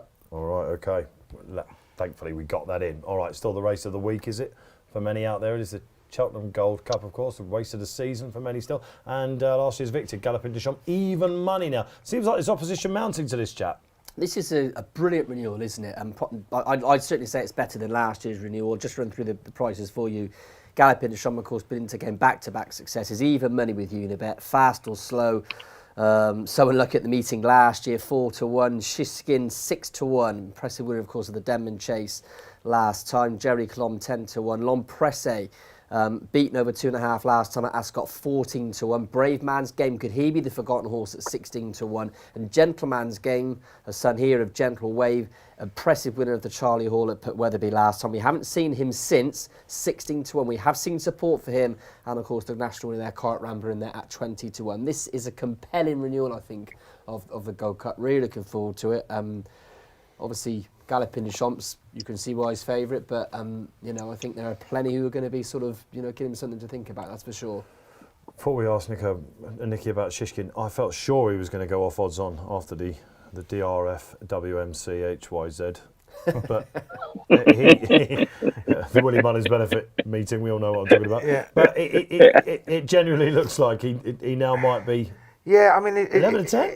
It's funny, these races. You get to Cheltenham and you realise how competitive it is, and then the bookies start pushing them out. I mean, what was Big Bucks was the shortest he was like 5 to 6 or something, wasn't it? Something like that. And he was like unbeaten for years.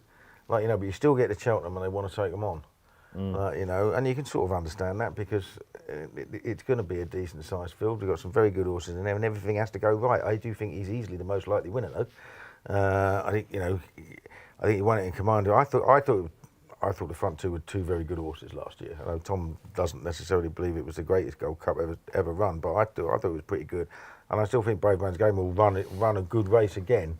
I don't think he'll beat Galopin Des Champs. I don't think anything will really. He's been backed in since you started making noises about him. Brave Man's? No, he Yeah. hasn't. He was 16s then, wasn't he? No, he was 25s. No, there was loads of 25s.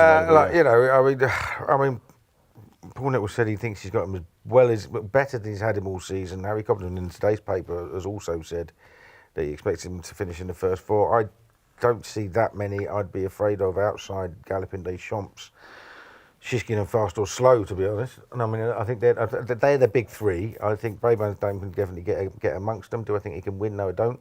Start of the season, everyone thought they might have been gone after a hard Gold Cup. Now all of a sudden, we're coming back to last year's form, aren't we? Galopin, first of all, at odds against.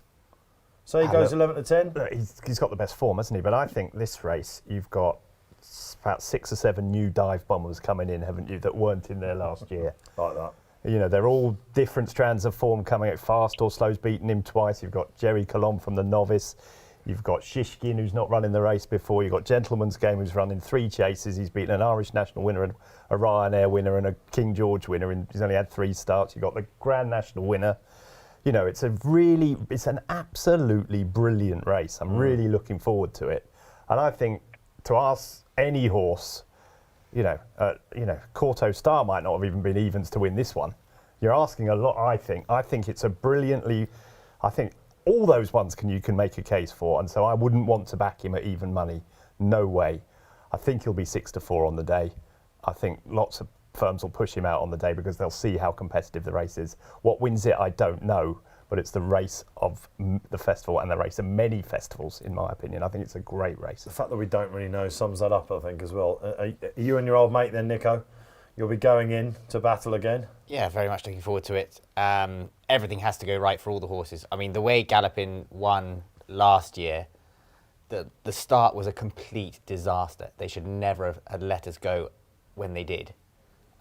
It should have been stopped and restarted. And the fact that Gallopin de Champs managed to win from being left behind and still get there just shows how good he is. And I'm sure this year, if they get the start right, he'll probably be ridden a lot more positively.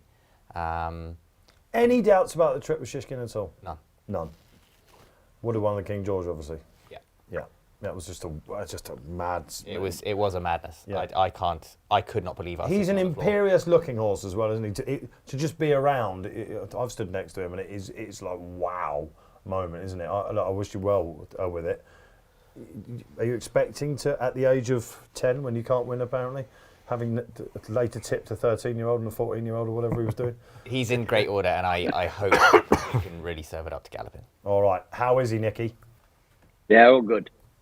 Yeah, it has. I mean, since Newbury, I actually think he took Newbury really, really well. A week after it, I thought he looked better than I've nearly ever seen him. He's got a bit of work to do with it. You've got to bear in mind, actually, it's Friday week. We're still nearly a fortnight away from him, so he's got one bit of work to do, maybe two, but I know Nick would like to school him in the meantime. Otherwise, everything's gone very nicely since Newbury.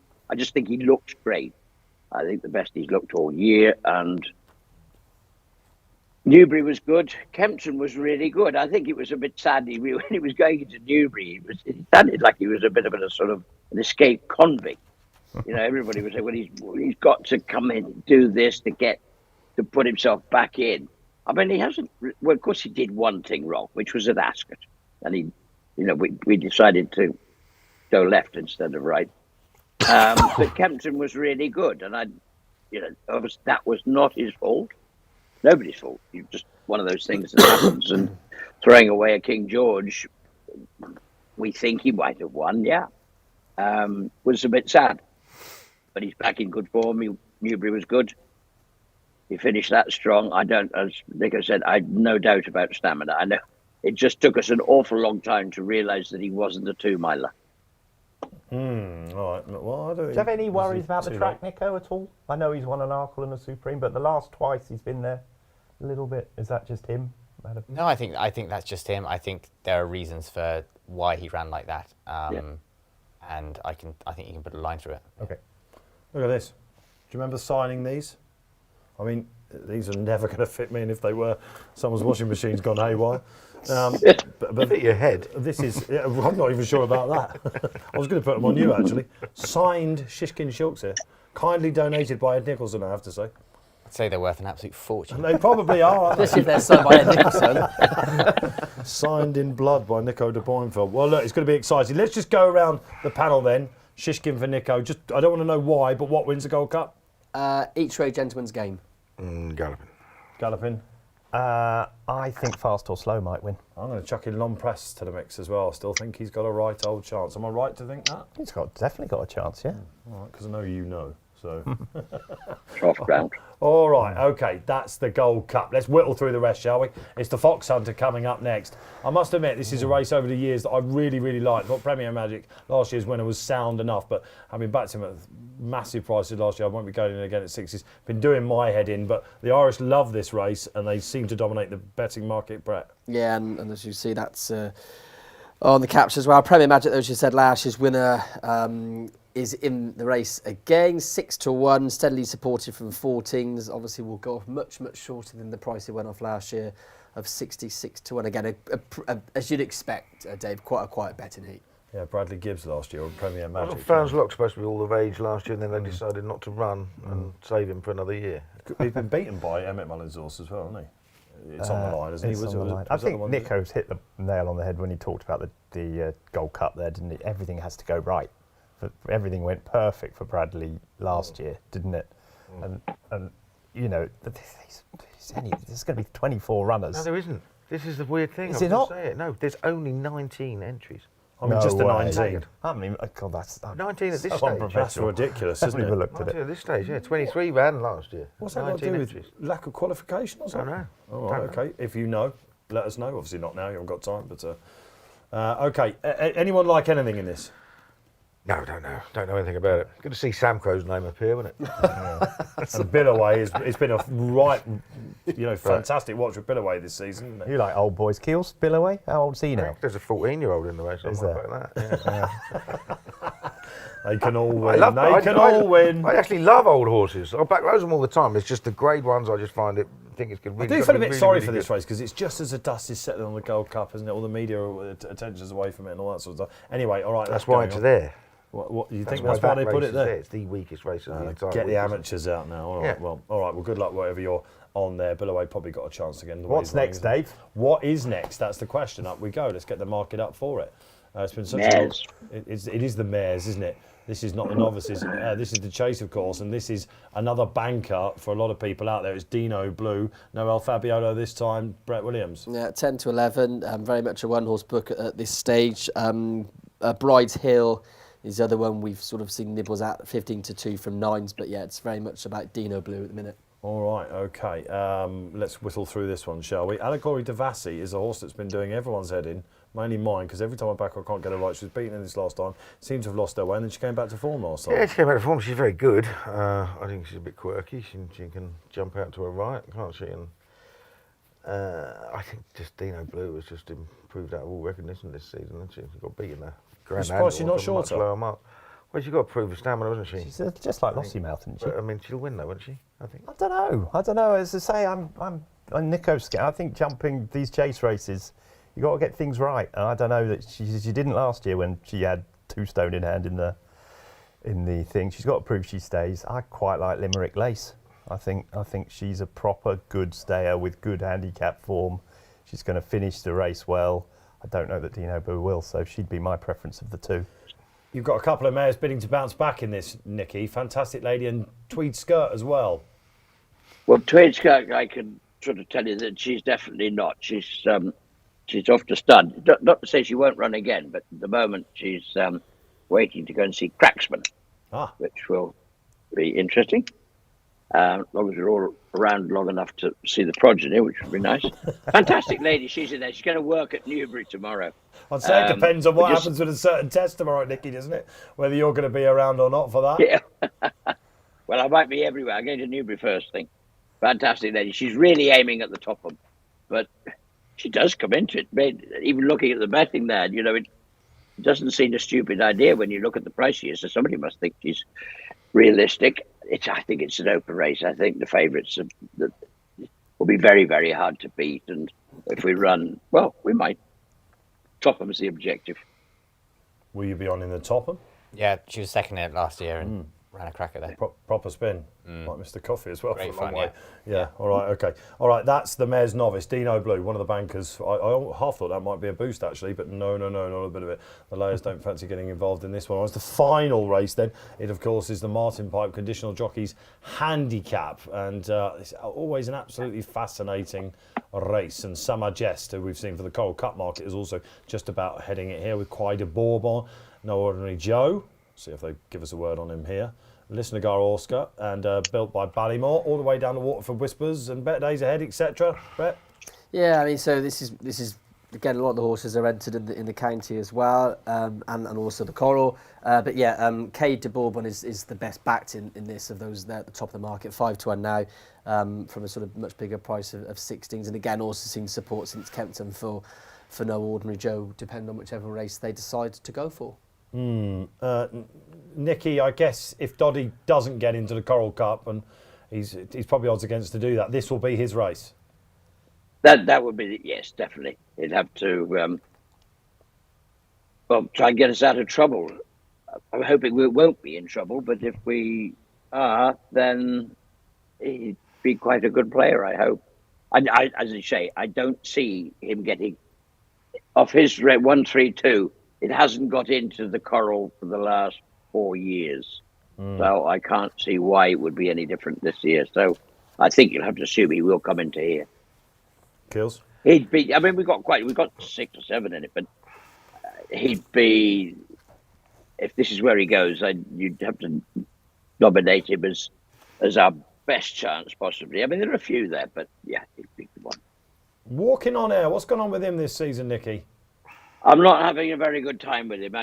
We started over fences. He was very good when he was second at Newbury on his debut over fences, and then I went to get him qualified in the last Pertemps qualifier, and I thought that would be a formality, to be honest with you, and it all went pear-shaped. He really needs to go back over fences. He's a chaser. He's a huge, big horse. But I was just thinking it might be a bit of fun to have a crack at the Pertemps while he was still a novice over fences and keep him. But I haven't handled that. That hasn't gone according to plan. All right. Okay, Nicky. Thanks for the word on him. Kills in the last. Who's backing these horses at 4-1? Anybody, really? Is anybody backing a horse at 4-1 for the Martin Pipe more than a week in advance? You've got to be absolutely bonkers, haven't you? It's crazy, isn't it? I mean, there wasn't a single horse he went off at 4-1 last year. No. It was 5-1 the field. Well, they're just proper ducking them, aren't they, at this point, absolutely aren't they? mad. Don't touch them. I mean, we don't even know. And they're entered in other races as well, aren't they? I mean, just don't get involved. I mean, So it should be 10 to 1 the field? yeah. I mean, we've looked at a whole list of runners. I mean, they've all got entries elsewhere, haven't we? How do we know? One hasn't. Waterford Whispers yes. hasn't. Yeah, I was going to. I did think I haven't seen that horse anywhere else. Henry de Bromhead's horse? Yeah, he's got a good chance. Yeah. Good All right, okay. All right, that is the final handicap. We're only 20 minutes late. It's all good. Let's see if we can speed these up. 25 minutes late. 25. All right, okay. No, I'm still One train, mate. Yeah, you've probably got a driver like Nico waiting for you, haven't you, knowing you? Nap on Gold Cup Day. Oh, I can't remember. What did I say? This is why we're late. Nap on Gold Cup Day. I'm going under control because it'll be good ground on a Friday. Under control. Just to troll Nicky. Oh, well, I'm going against him. I'm going Iberico Lord. Oh, there we go. Okay, so whatever is the buzzer in the county, you're going to be on it. Iberico Lord, really looking forward to that one? Yeah, very much. Of course you are, absolutely. What's your All right. nap, though? Shishkin? Sagina. Sagino, of Sagino, course, yeah. Okay, would that be the next Blimey, best? what a day assuming you Gold Sounds Cup? like we're going to have 5 winners on Friday. Yeah, absolutely. Come on, absolutely. Up the 7 barrows. Quite right. Okay. Nap on Gold Cup Day, what did you say? I just told you that. Which Under one was control. You're younger than me. control, yeah, okay, Under all right. control. Well, I'm still being trolled in my head by the fact that I didn't get a Wednesday nap out of you. All right, okay. That is pretty much it. I do have a bit of housekeeping to give you, actually, because there was a competition that was going on Twitter, and I can announce the winner. And it's at Ethan David, PB. Congratulations to you, Ethan or David, whichever one you are, maybe both. 4 tickets to Unibet Champion Hurdle Day and a free £50 bet. There you go. Don't forget all the boosts that were coming up as well. Still 9 to 2 to Hooper. Yep. Still on the available unibet.co.uk. Bigger than you thought. And also don't forget that special offer. It closed on the 10th of March, started yesterday. 28 free bets, £1 each race. All right, happy days. It's been really good fun. Thanks for your company, guys. Nicky, we'll let you go. Thanks ever so much. Fingers crossed for tomorrow and next week. Thank you.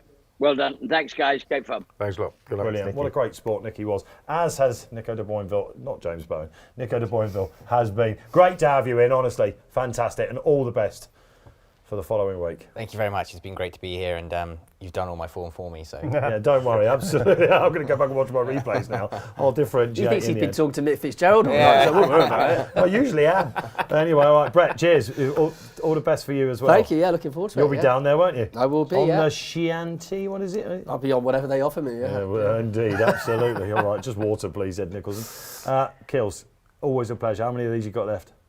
This is my first. I've only got 3 in a week. That's it. But we'll be hearing from you, no doubt, on our YouTube channels all through the week. Yeah, I've got to keep coming in here. I've got to come in here on Monday. Same with Friday, you? Saturday. I don't have to come in, no. I'm sitting at home doing them, I This think. is a rare occurrence, yeah. isn't it?